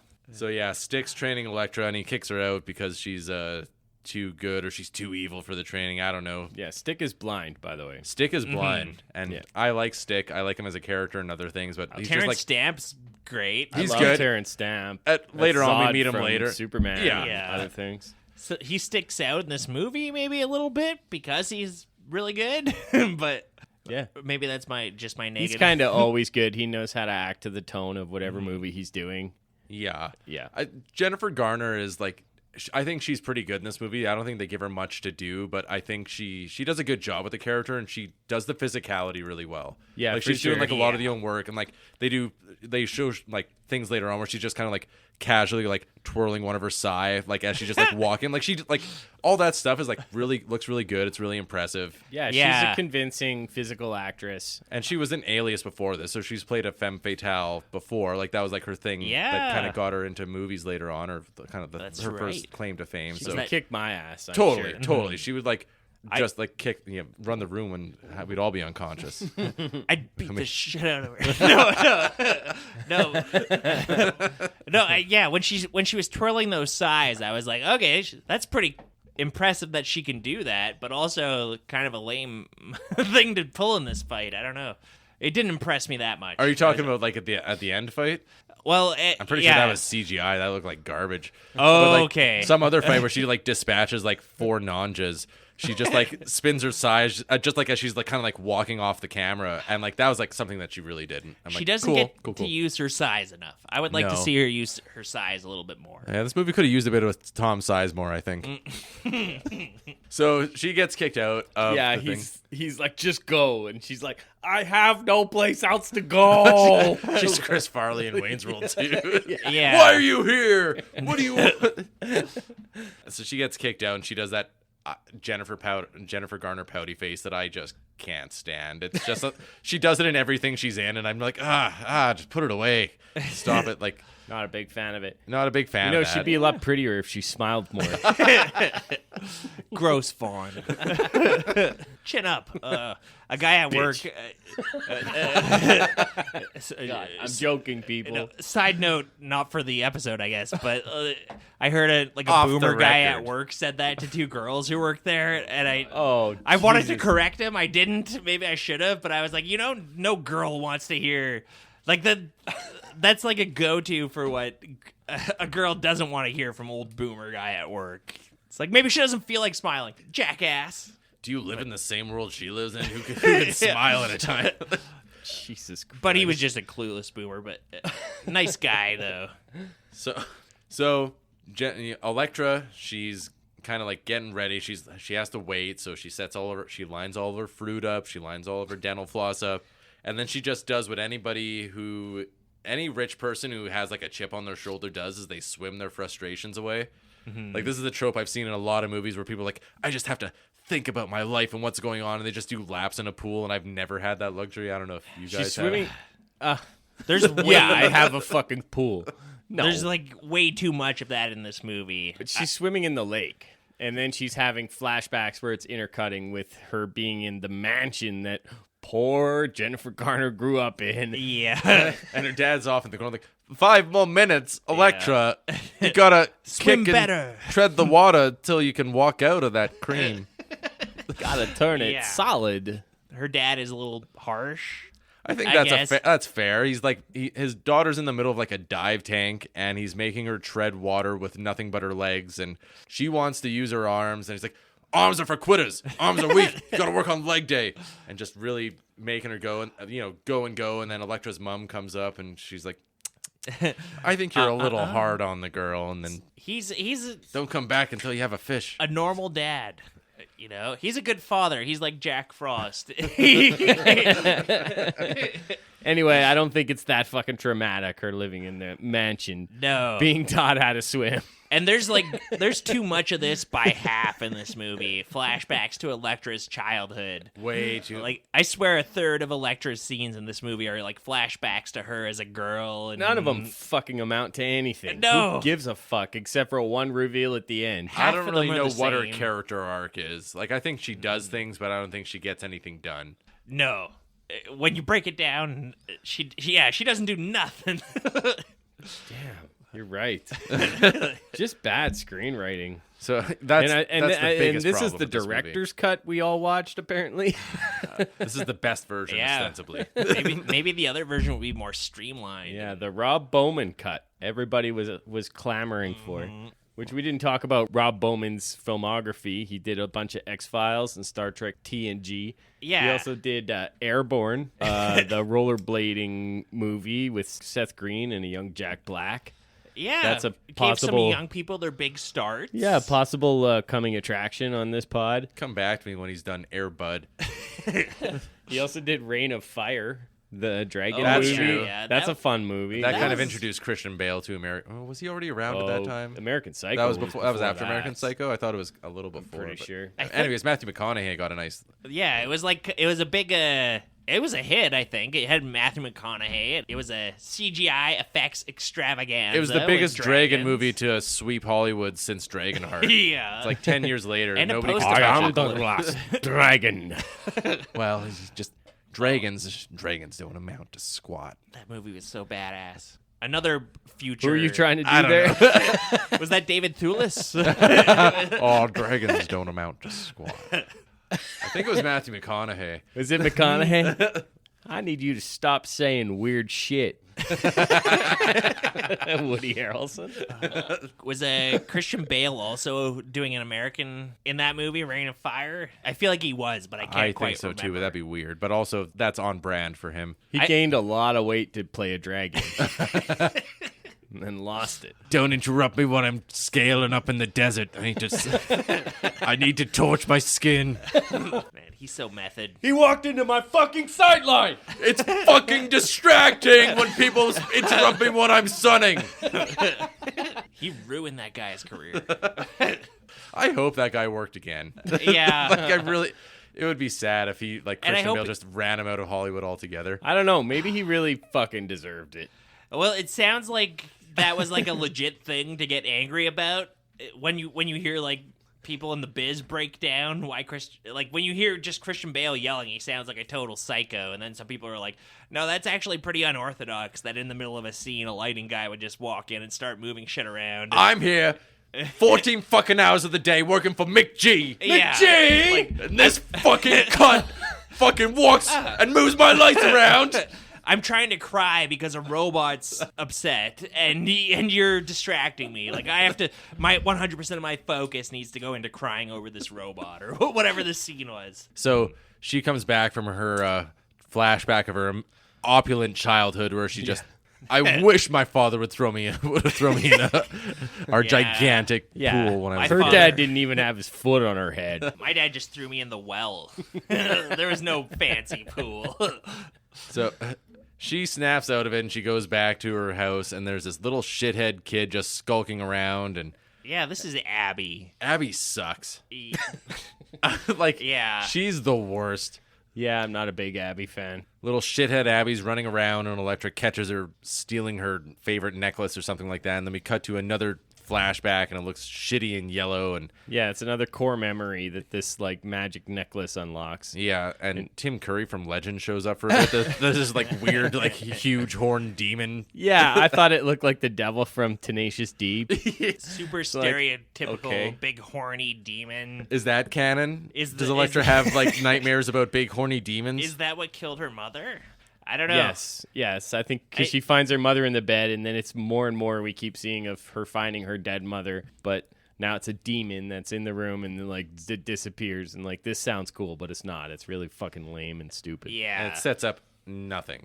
They show this like 7 times throughout the movie. Just the same shot of like girl Elektra running into the room, and girl Elektra keeps popping up in very cheesy, horrible ways, where she'll like run into a room and be like, "Elektra, you're free from your childhood trauma now." Yeah.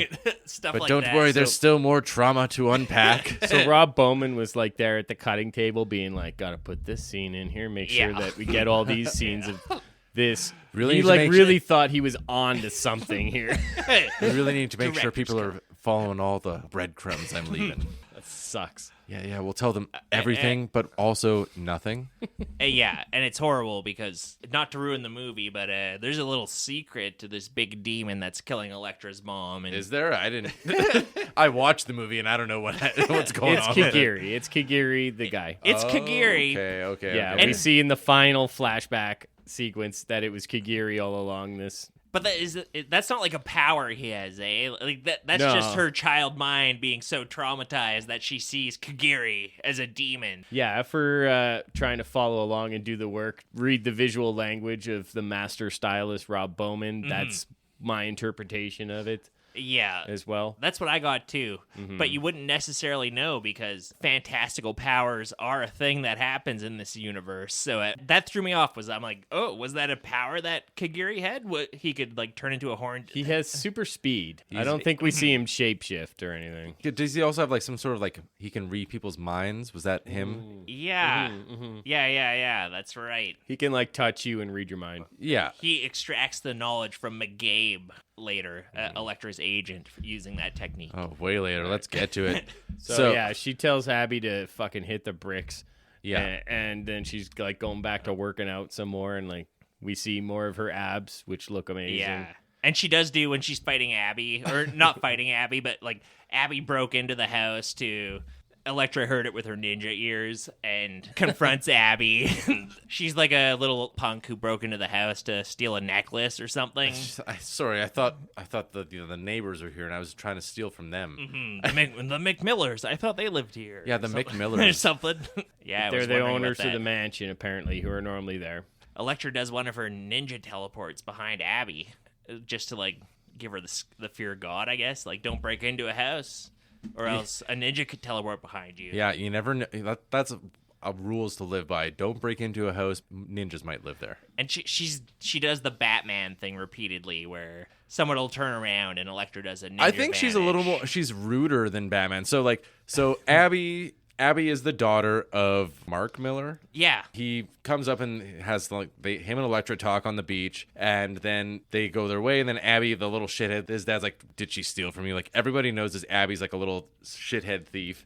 Later on, Abby comes up and talks to Elektra and invites her over to the Miller's place for Christmas dinner. But you know what? This is a little hint that Abby's not normal, because Abby creeps up on Elektra on the beach there when she invites her to Christmas dinner, and Elektra's like, "How long were you standing there?"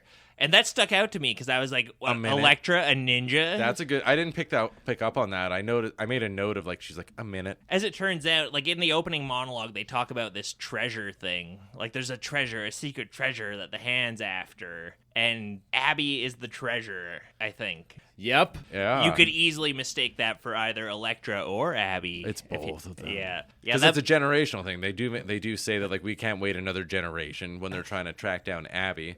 So Elektra was like the last one who got away, and now Abby's the new one, which is why so many times throughout the movie, Abby will come in and Elektra just literally sees herself. Abby will walk into a room and they'll show little wee baby girl Elektra walking in, and then they'll cut back and it's just Abby, and Elektra keeps seeing this. I got the impression that Abby was supposed to be cast younger throughout this movie. Like I kept getting the impression that she was supposed to be little girl Elektra age.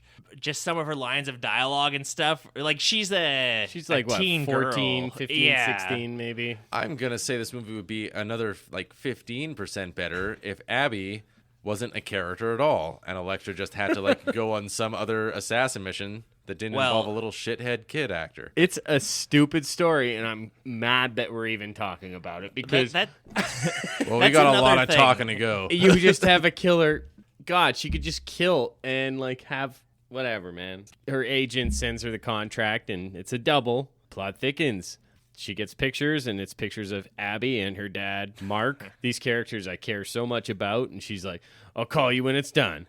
And then she has a bow and arrow, and it's some super arrow, maybe an explosive grenade arrow. She It's bought got it a off the set of scope. Rambo too. Yeah. It's got pulleys and a scope and levers. It's the most fancy bow you've ever seen. Yeah, she should have just shot them and fucking ended the movie.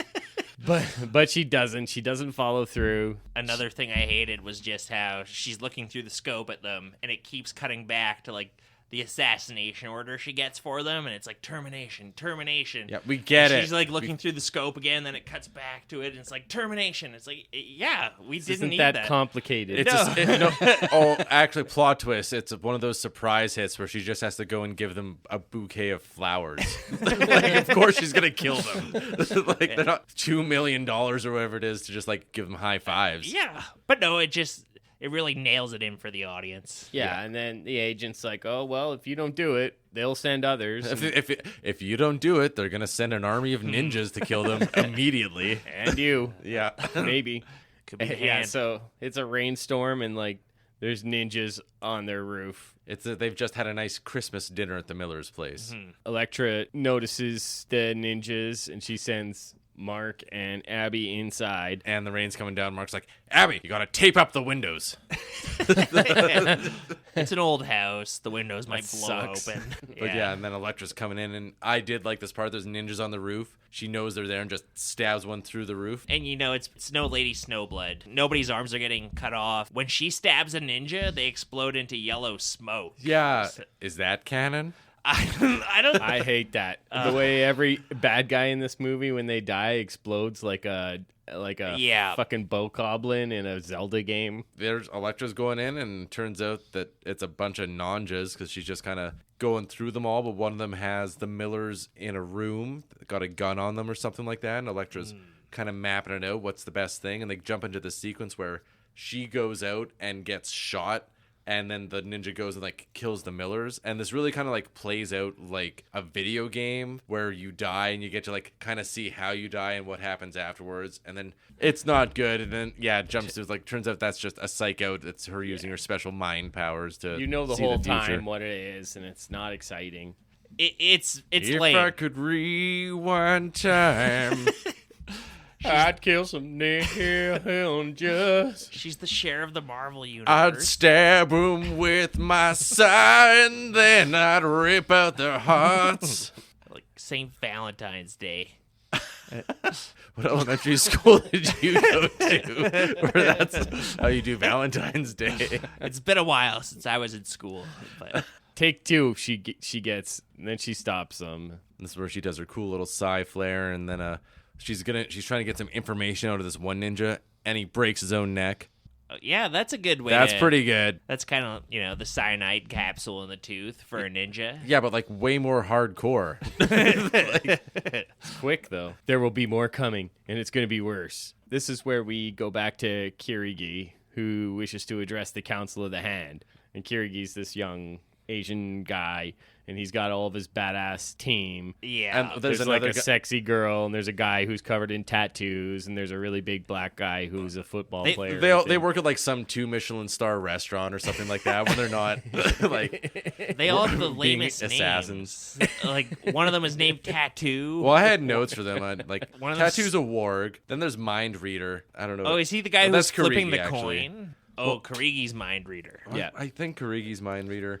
Yeah. Makes sense. Then there's Plant Killer. In my notes I called her Roundup. She's Typhoid Mary. That's the only name I recognize from the Roundup. comics.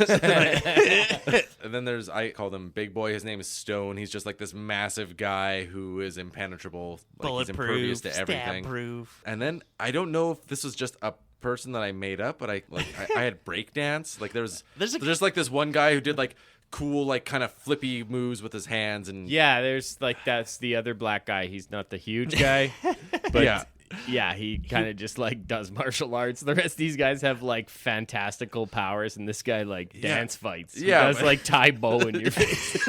he's like Zoolander. He just like will go and like do like a head spin and like kick somebody's head off, like 5 people's heads off. It's all he does. He walks in and he's like flipping a coin real cool. Yeah.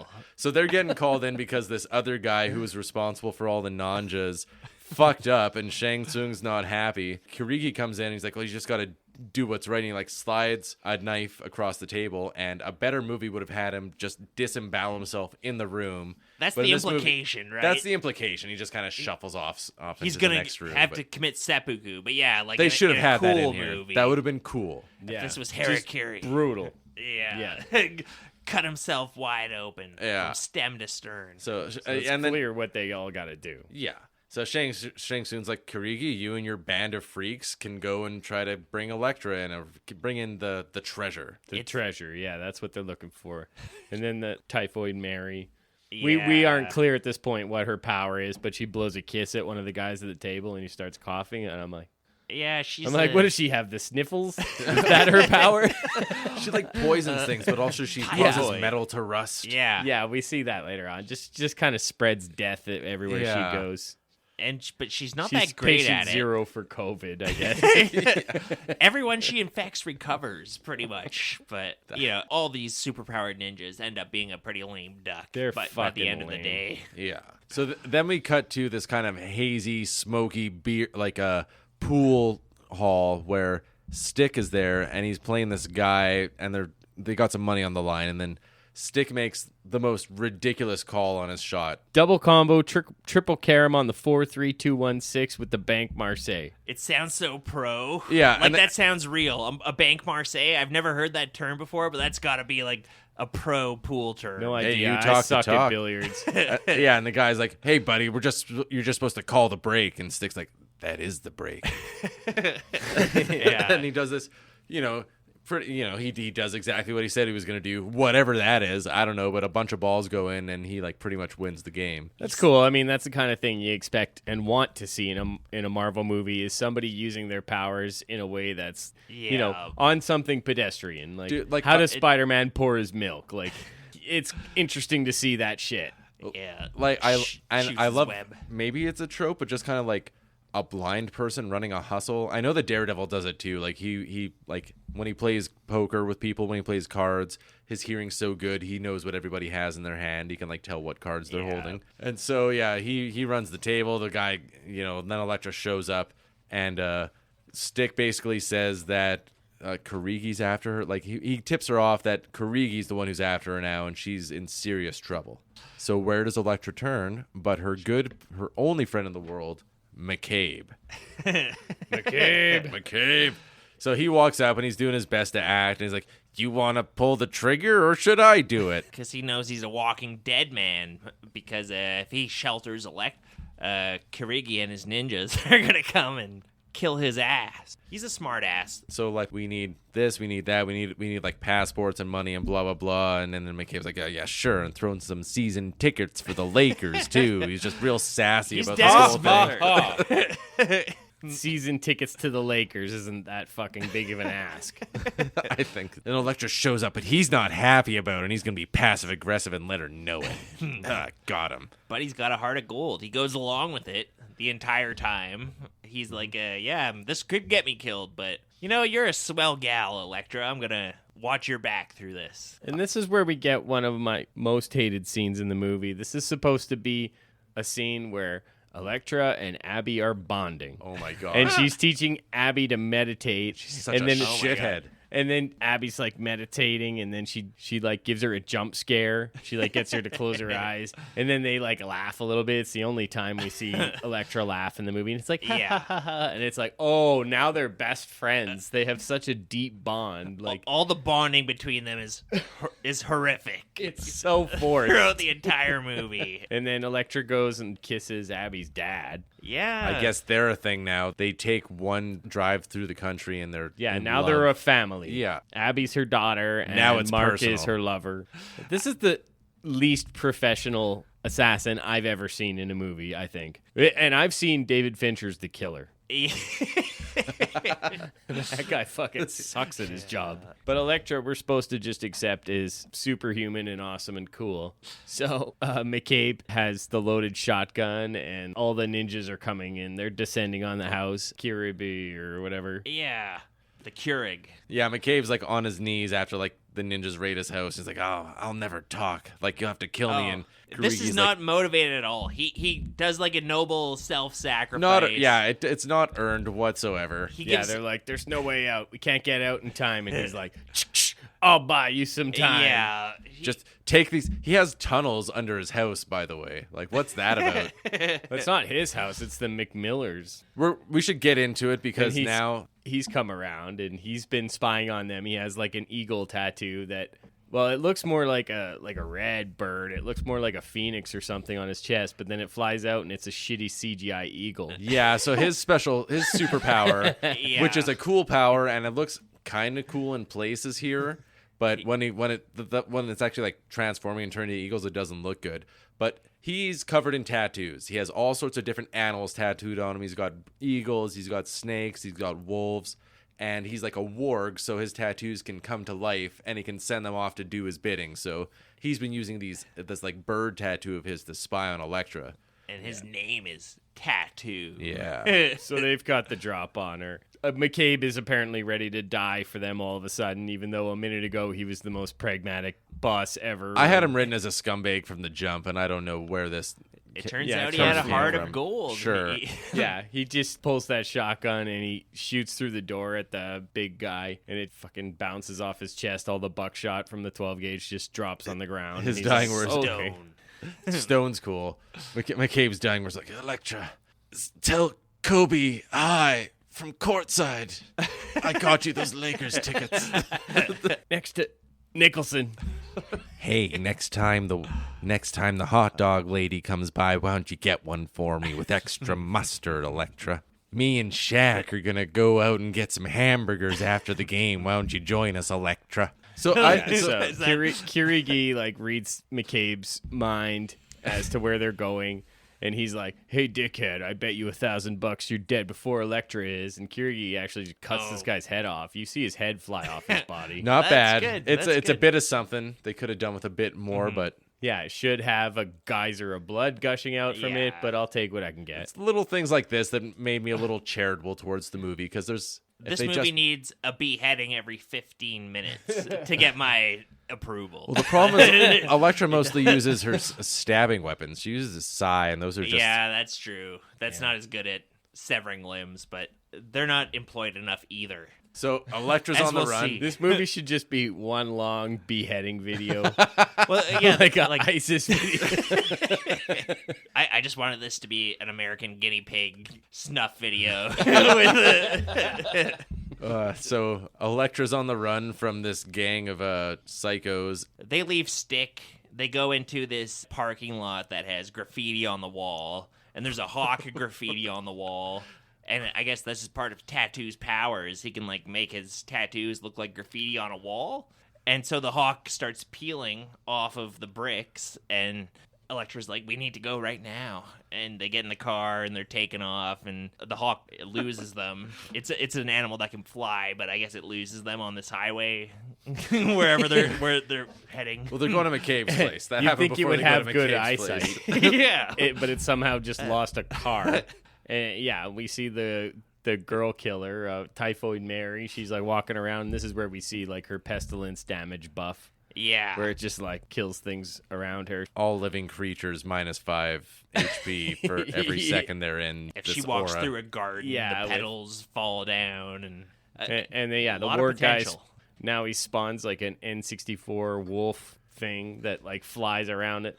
Yeah, and it doesn't look good, but it's It chasing flies, them down. and then it becomes a wolf when it's up close. Yeah, and they kept kind of cutting back to it, and I wasn't really sure.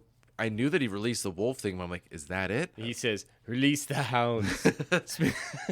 Yeah, they're in the woods, and that's like, okay, well, now we're running in the woods. That's an even cheaper place to shoot than the mansion Yeah. that they had in the woods. So while Elektra's running through the woods, Stone catches up to her, and she has to fight this gigantic guy who's just impervious to everything. So Yeah, he has a big club, yeah, like a caveman. she I like it. she hides Abby and Mark Miller in like a tree stump, like hide in here while I fight the And Abby the bad fucking ninjas. sucks at hiding because she's like, she's like, Elektra's getting into a fight, which is what she does for a living. And every time like something happens, she's like, Elektra, Elektra, and She totally gives the game away that she's hiding in a stump. It didn't make any sense. She just like screamed Elektra. She's so stupid. so Yeah. kind of what happens here is Stone throws his gigantic club, Elektra dodges it, and it hits the big tree behind them. And now Stone knows that he goes off to go find her. So Punching Elektra the log. runs up on this giant tree and kind of guides it so it lands on this guy. Apparently, that's his weakness, because like he can take shotgun blasts and like everything Elektra can throw at him. A super powered human, but you drop a tree on him. If he's hit with a stick, he shatters like glass. That'll slow him down. After all our planning, we couldn't plan for a redwood in the back. He pops like a water balloon when this tree Yeah. drops Yeah. on him. It makes no sense. And then she just runs for the rest of the scene. She's running. She's running amongst the trees. She's running up another tree. She runs right into a big smooch with with big- Roundup. Yeah, Typhoid Mary does a lesbian kiss with her because she's Jennifer Garner, and that's a pretty good. You can put that. you can put that in the trailer. Maybe bring a couple people. Into Yeah, it. it's pretty sexy. It's so 2005. Be like, we got two chicks kissing. Yeah, yeah, man. That's like Madonna and Britney on the Stifler's stage in the background. Like, whoa, whoa, whoa. Man, that would have got me going. Elektra, We'll get through it quick. some bullshit happens, and Stick shows up with an army of ninjas all clad in white and saves the day. Elektra's goose is about to be cooked. Or Stick shows up and is like, "It's not Christmas Day. No goose shall be cooked on my watch," and saves Elektra. Terrence We Stamp. missed Abby actually gets attacked by a breakdancing guy, and Oh. he fucking Yeah, this- immediately gets just garroted by her and killed, and just explodes into a cloud of smoke, gets Luca Brassi'd. Yeah, this is where we learn He Abby sleeps with has the the fishes. power. She's more than meets the eye. She has actually been training with Stick and his gang for a while, and she's If you talented. had a But keen clearly eye, that was the lamest of the fucking villains. He's like, Yeah. oh, and Very she's like, good. I'll just choke you, I guess, and you die Yeah. instantly. This is the Terrence guy you have to Stamp hit sounds. hard. Very good, Abby. You killed breakdance. Yeah. You killed the 2 black guys in the movie. Great job. Won't have to deal with them anymore. So we go back to Stick's pad, and Elektra's like, was this a test? Was I a bet? Am I a bet? Yeah. It does You're a turn bet. out We were going to take you to prom and see if we could make you prom queen. it was all a bet. But you carried on stabbing everybody we tried to set you up with, so then we started training Abby. Maybe Abby can be prom queen. The Hand had wanted them for... Do they need to use the whole nickname every time they say it? It's just, The treasure. The treasure. Yeah. I It's was the the treasure. You're stupidest. the treasure. I mean, at first you don't realize the treasure is a person. It's kind of like the Fifth Element, where like Lilu or whatever in that ends up being the Fifth Element. That's But- stupid, too. Tattoo. Yeah. It's like, oh, that's the twist. Tattoo. Stone.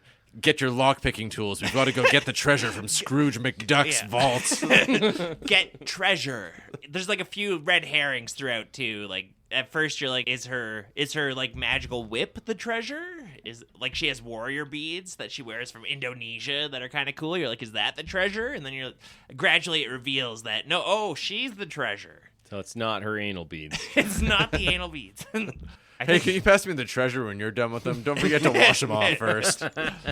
Hot. Oh, so Elektra and Abby kind of have a fight because, like, basically Abby thinks that she's kind of hot shit, and she's like trying to get one up on Elektra, and Elektra winds up beating her, and she's like strangling her. She's like, "Why are you little?" And Abby's like, "I just want to be a little girl," and breaks Elektra's heart. Yeah, this was a really horrible scene. This was the emotional moment they really needed to nail, and they totally failed in it. This was their second big bonding moment, and it just didn't follow at all. This interaction was like really weird, out of left field.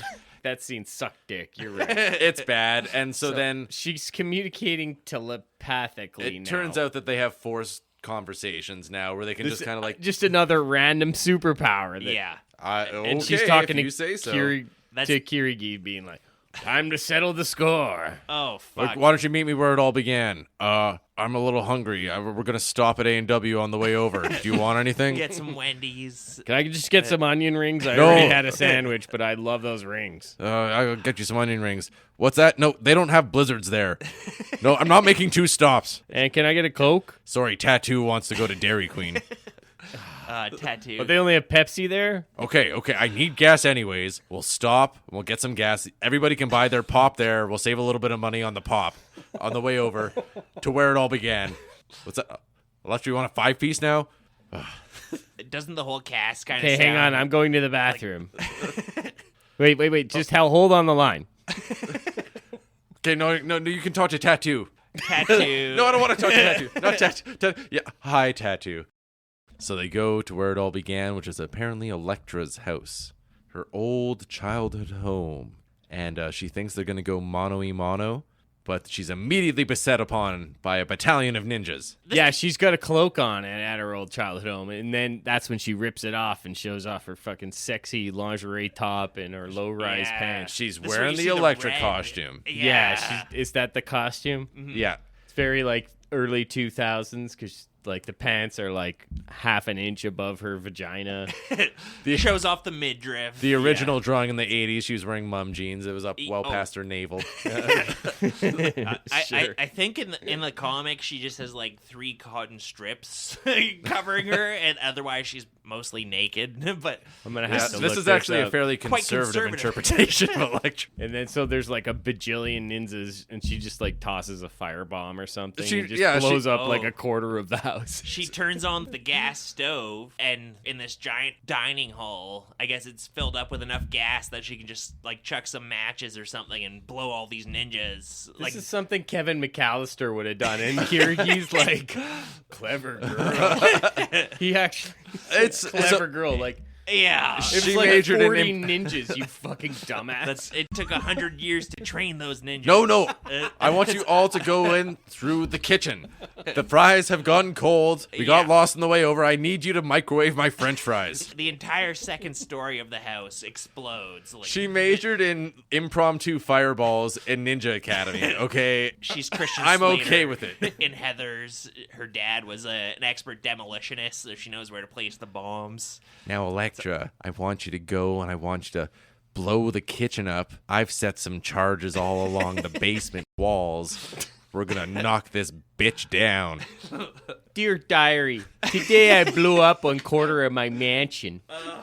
Breaking the fourth wall. Those bits are really great in our Heather's Laser Blast podcast. The Winona Ryder impressions are actually hilarious. So these ninjas who snuck into the kitchen are toast.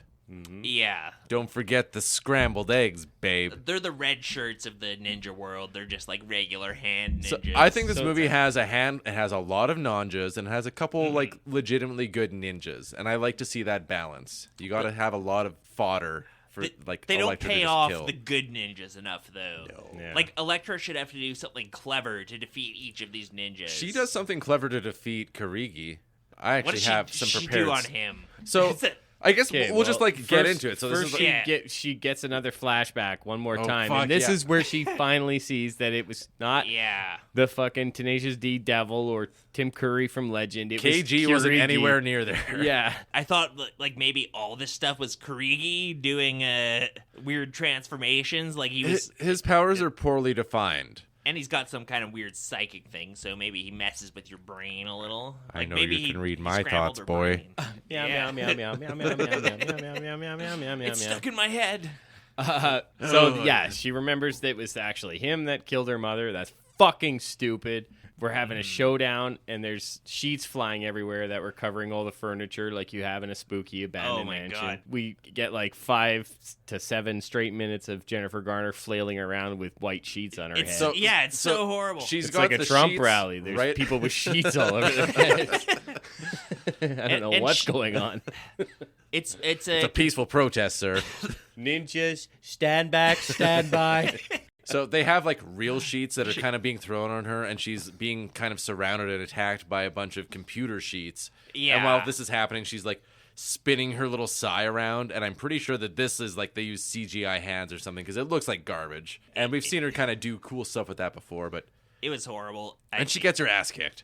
Basically, he gets the drop on her, and he's got a knife to her throat, and rather than just kill her, he has to sit there and pause for 10 seconds while Abby finally pops up, and it's Yeah. like, let her go. Yeah. He's like, by the way, Oh, the treasure. in case you didn't know, I was the one who killed your mom all along. She's like, I've been working that out the whole movie. So yeah, Elektra, she's defeated by Laundry Day, and Karigi takes Abby into the hedge maze. I guess fucking. She is a parent now. She's adopted Abby. Yeah. You know, Laundry Day. Yeah. Jack Torrance is kind of like his frozen corpse is kind of somewhere along the way, and Elektra Yeah. she gives chase, and she's going, and Tattoo sends out. You haven't seen his snake tattoo yet, so he sends out a legion of snakes, and This is my favorite part of the movie. This was the only part of the movie that worked for me was Tattoo sending the snakes out, and this CGI actually kind of looked okay. I like and, Tattoo overall. Like some of it looked like shit, but just the idea of it, like, it's a cool idea, and they tried Yeah. to deliver on the concept. And I liked how Elektra dispatches him here, where she just like she's like, I've seen this trick before, and walks through the snakes and just breaks his neck. And then she goes to get Abby, and then again, what's her name? Oh, Typhoid Mary. Typhoid Mary. Well, she drops a bombshell. She's going after Abby, and she's like, I was the original treasure. Right, she's a little bit Something that jealous. never played in before or after or means anything. She's Like, a what do you character mean now, you right? were the Nobody original? fucking cares. Yeah. You were the original treasure? That's Movie's a big just bombshell. I don't know. spinning its wheels. Nobody fucking cares about you being the treasure. Yeah. And I can hire you to look after my plants. Every time I go on vacation, I come back, they're all dead. Typhoid Mary didn't lesbian kiss Abby. That was kind of weird because I thought when she lesbian kissed Elektra, that was like kind of her thing. But she just kind of breathes on Abby. I And, think you can just say kiss. Well, it's more sexier if it's a lesbian kiss. I think you'll agree. But Abby gets all blue in the face and hot in the pants and falls down, and she's sick from typhoid, I guess. But pretty much all the villains from here on out, Elektra just stabs them. No, That's how she beats them. She kills Typhoid Mary in a cool way where, like, she kind of comes and, like... Well, she uses a ninja sense. She uses her ninja sense to see where she is in the hedge maze, and then she throws her sai, and it goes through about, like, 5 or 6 hedge walls and just clocks her right in the side of the head, and it was kind of funny the way they shot it, because she just, like... Ugh, and just, like, burst into another yellow cloud of smoke. Just pops. I do think she needed to use these people's abilities against themselves for, like, a really good villain kill. Like, maybe she has a hazmat suit and she can attack Typhoid Mary. Or maybe she just like throws some fertilizer on her or something. That would require thought in the screenplay. A little creativity.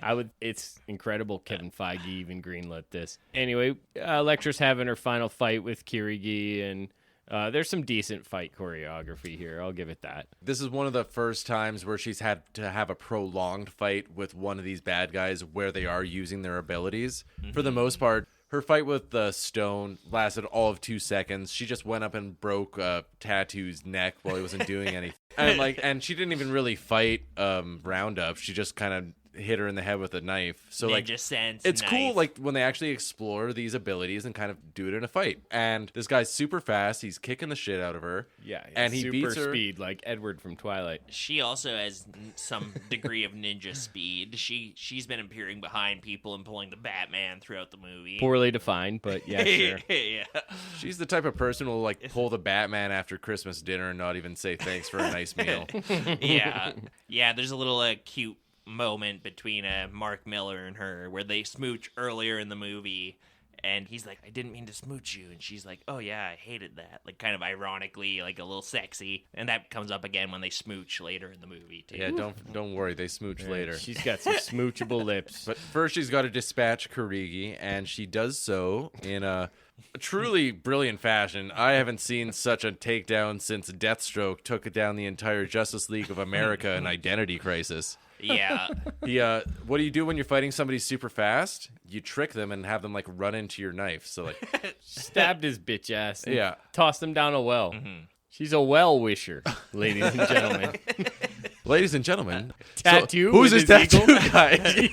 I'd say he's for the birds. Ladies and gentlemen. This Typhoid Mary, she's like going around killing all the flowers. I say she looks like a cauliflower. I don't want to say she's killing all the flowers, but her pussy is foul. Her pussy is foul. Last time I saw a Typhoid Mary bend over, I saw a beak and feathers. So yeah. All right, so a family of ninjas walk into a talent agency. So Elektra tricks Kirigi, and he runs right into her knife, and he dies. And she gets a little bit of closure because he killed her mother, and now she finally has taken revenge. And while Abby was attacked by all these snakes or Typhoid Mary or whatever, she's been struck by a little bit of consumption. The death. She's dead. She's got a bad case of the death. So Elektra's got to go. And if you follow the good path in this whole fight between good and evil, eventually you may learn to cure death, bring somebody back from the brink of death. So she's able to use this power, and she brings Abby back to life, and Stick's like, you got the juice now, Elektra. Can you believe it? And that's pretty much the movie. It's like, you gave me my life. Yeah, Elektra and Abby each get a second chance. And then, wow, yeah, blah, blah. Elektra and Mark Miller, they smooch again. They have their cute line, and then Elektra just like leaves. She's like, I'm walking to 2024 where I will appear in Deadpool 3. She's reprising the role. Great. I can't wait. Nobody wanted her in this movie. Nobody wanted that. Like, yeah, Jennifer Garner's fine. Just nothing I've seen has done Elektra any service. I hope Deadpool kills her. Jennifer Garner, I mean. Yeah, I'm exactly. I'm just joking. Well, Just breaking the fourth wall here. 90% I'm chance. Deadpool. This is so meta. The Elektra character was in the Netflix Marvel stuff. She was okay in that. Was she? Yeah, she was in Daredevil's later season, or Garner was as? No, it was a a different girl who's like actually Greek, I think. Oh, yeah. I like that. I actually like pretty much that whole series. Yeah. I don't know it. It's all Greek to me. Opa. That's Elektra. Cut to some really shitty new metal butt rock. Yeah. It's 12 like Stones, the worst, it's most like generic. Evanescence, but like with the life drained out of that. They wish they could be Evanescence. They were just really hoping it's that... an abomination. Yeah. What was that one band who did like the heart of an angel? 12 Stone. That was 12 Stone? Yeah. Oh fuck. I think okay. this 12 is there on the soundtrack. Yeah, right? they're part of the end credits songs here. Both, yeah. The first one is Evanescence ripoff, and then the second one is. Oh wait, like do you mean Lips of an Angel? Yeah. Oh, that was like Hinder. Hinder. Oh, nice yeah. pull. Like early 2000s. Coming from the lips of an angel. Yeah. Like all Coming from the lips of a roundup. Killing my plants, it tastes so foul. It's so emotional, man. Got Creed. the heart of a stone.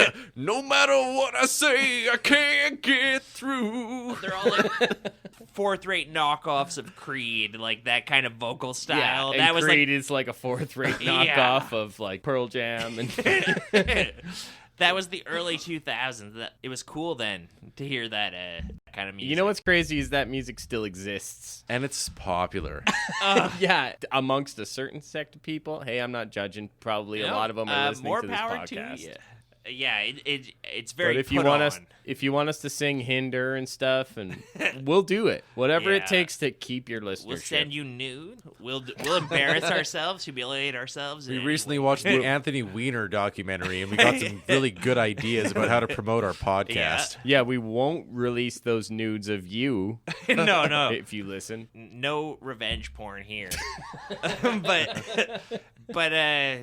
we are a little disappointed to say High and Low does continue its sexual assault streak, because unfortunately there was a pretty bad sexual assault in Lady Snowblood.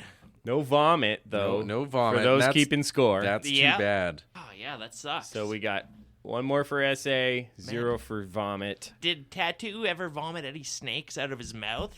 Maybe that counts. No, I don't know. all of his animals came out of his tattoos. No. That guy vomits cum. Yeah, Yeah, like Rod in the Stewart. director's cut. Maybe you didn't see that. Bold choice. I love those Urban- urban legends about like Oh yeah, it's like Richard Gere. yeah. Like everybody in the world heard that before Richard the Gere internet had the existed. gerbil. Yeah. Allegedly. yeah. There's like five different versions of a pop celebrity who vomits semen. I'm pretty sure that I heard he had to get his stomach pumped. Yeah, but then I But heard I'm pretty sure I don't know, man. There's a lot of extreme porn out there. I'm not gonna say I've seen it, but I know it exists where people are taking a lot of cum, and I don't think anybody ever had to go to the hospital. no, for it. that would take a lot to get your stomach. You can pumped. digest it. Maybe he just caught a bad case of, ate some undercooked fish or something like that and had to go get his stomach pumped for other reasons. And the doctors were like, oh my God. Maybe that fish took a lot of cum. Yeah. It's the Rod Stewart of fish. My God. So full of cum. Fuck a fish and then eat it? Let Did you and about 50 other guys fuck a fish and then eat it? raw? Where'd you get this fish? From the fraternity house down the street. Anyway, what do you guys think about the movies we talked about today? All right, we want to do the daily rushes. Well, we had our two contenders this evening, Lady Snowblood and Elektra. I mean, Lady Snowblood is like a genre classic, definite exploitation movie, lots of blood spray, lots of stabbing, that kind of stuff. huge influence on Quentin Tarantino, and just like all around great generational revenge movie with a little bit of a moral because the revenge doesn't pay off. I didn't like Elektra. I didn't like the filmmaking technique. I thought it was very dated and of its time. I'm not sure who's to blame. Maybe Ron Bowman, the director. That's who I blame. Yeah, there was a lot of like weird slow motion stuff. Elektra felt like a can't miss concept to me, but it didn't really pay off in any kind of way. I can see why everyone hated it, and it's largely forgotten. Nobody talks about Elektra. Obviously Elektra's a piece of shit. It kind of follows in the same vein of female superhero movies that we keep getting to this day. Well, I mean, Madam Web is coming out soon, and we had what's that other one with all the Marvel? Miss Marvel or and her buddies. Yeah. And by the time they actually ever make these female superhero movies, nobody cares about the world they live in. Black Widow is another example. Like, nobody wants to fucking see them. Like, these Marvel movies with the female superheroes, they just dump them because they know they're trash, and they don't think anybody cares about them, and they don't put their fucking best talent behind it, and they don't really give them a chance. And this is the first example of that. Yeah, probably. Pretty much. Just a contractually obligated sequel that no one wanted. Daredevil didn't do well. When they do it right, it's good. Like they did the Jessica Jones show on Netflix. People really liked that one. Yeah.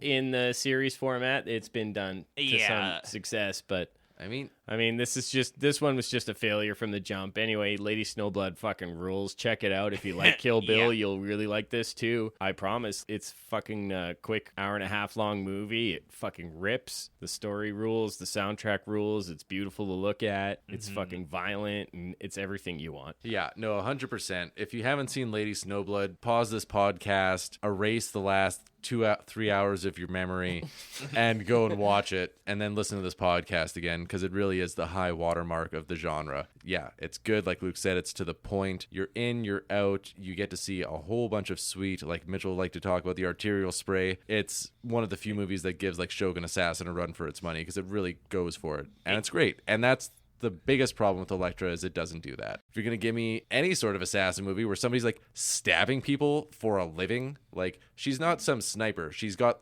stabby knives.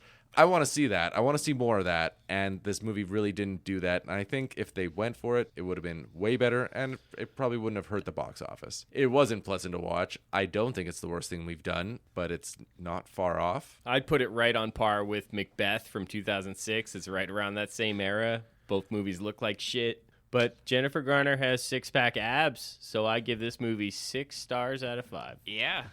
Her sigh have 6 points, 6 stars out of 5. Yeah, that's right. Her corset had 6 laces going up and down the middle, so yeah, 6 out of 5. Her cup size is 36C, but if that's... You got 6, I got 6. Yeah. That's 3 times 6. That's her cup size. That's the number of the beast. Let's see. Next up, The Omen. Not bad. Anyway, what are we covering next week, Vaughn? So next week, we lost the great Carl Weathers recently, so we're going to pay a bit of a respect to him, and we're going to cover Predator, and we're going to contrast that with Robo War, the Predator / RoboCop knockoff by Bruno Mattei, coming back to the podcast. Yes! He did Double Target, so... Nice. Proven gold. Yeah, so... This episode's going to turn us into sexual tyrannosaurs. Yeah, so stick around till the next time. Thanks for listening to High and Low. I'm Vaughn. I'm Mitchell. I'm Luke. Smell you later. Bye. 死んでいた朝に弔いの雪が降るはぐれ犬の遠吠え下駄の音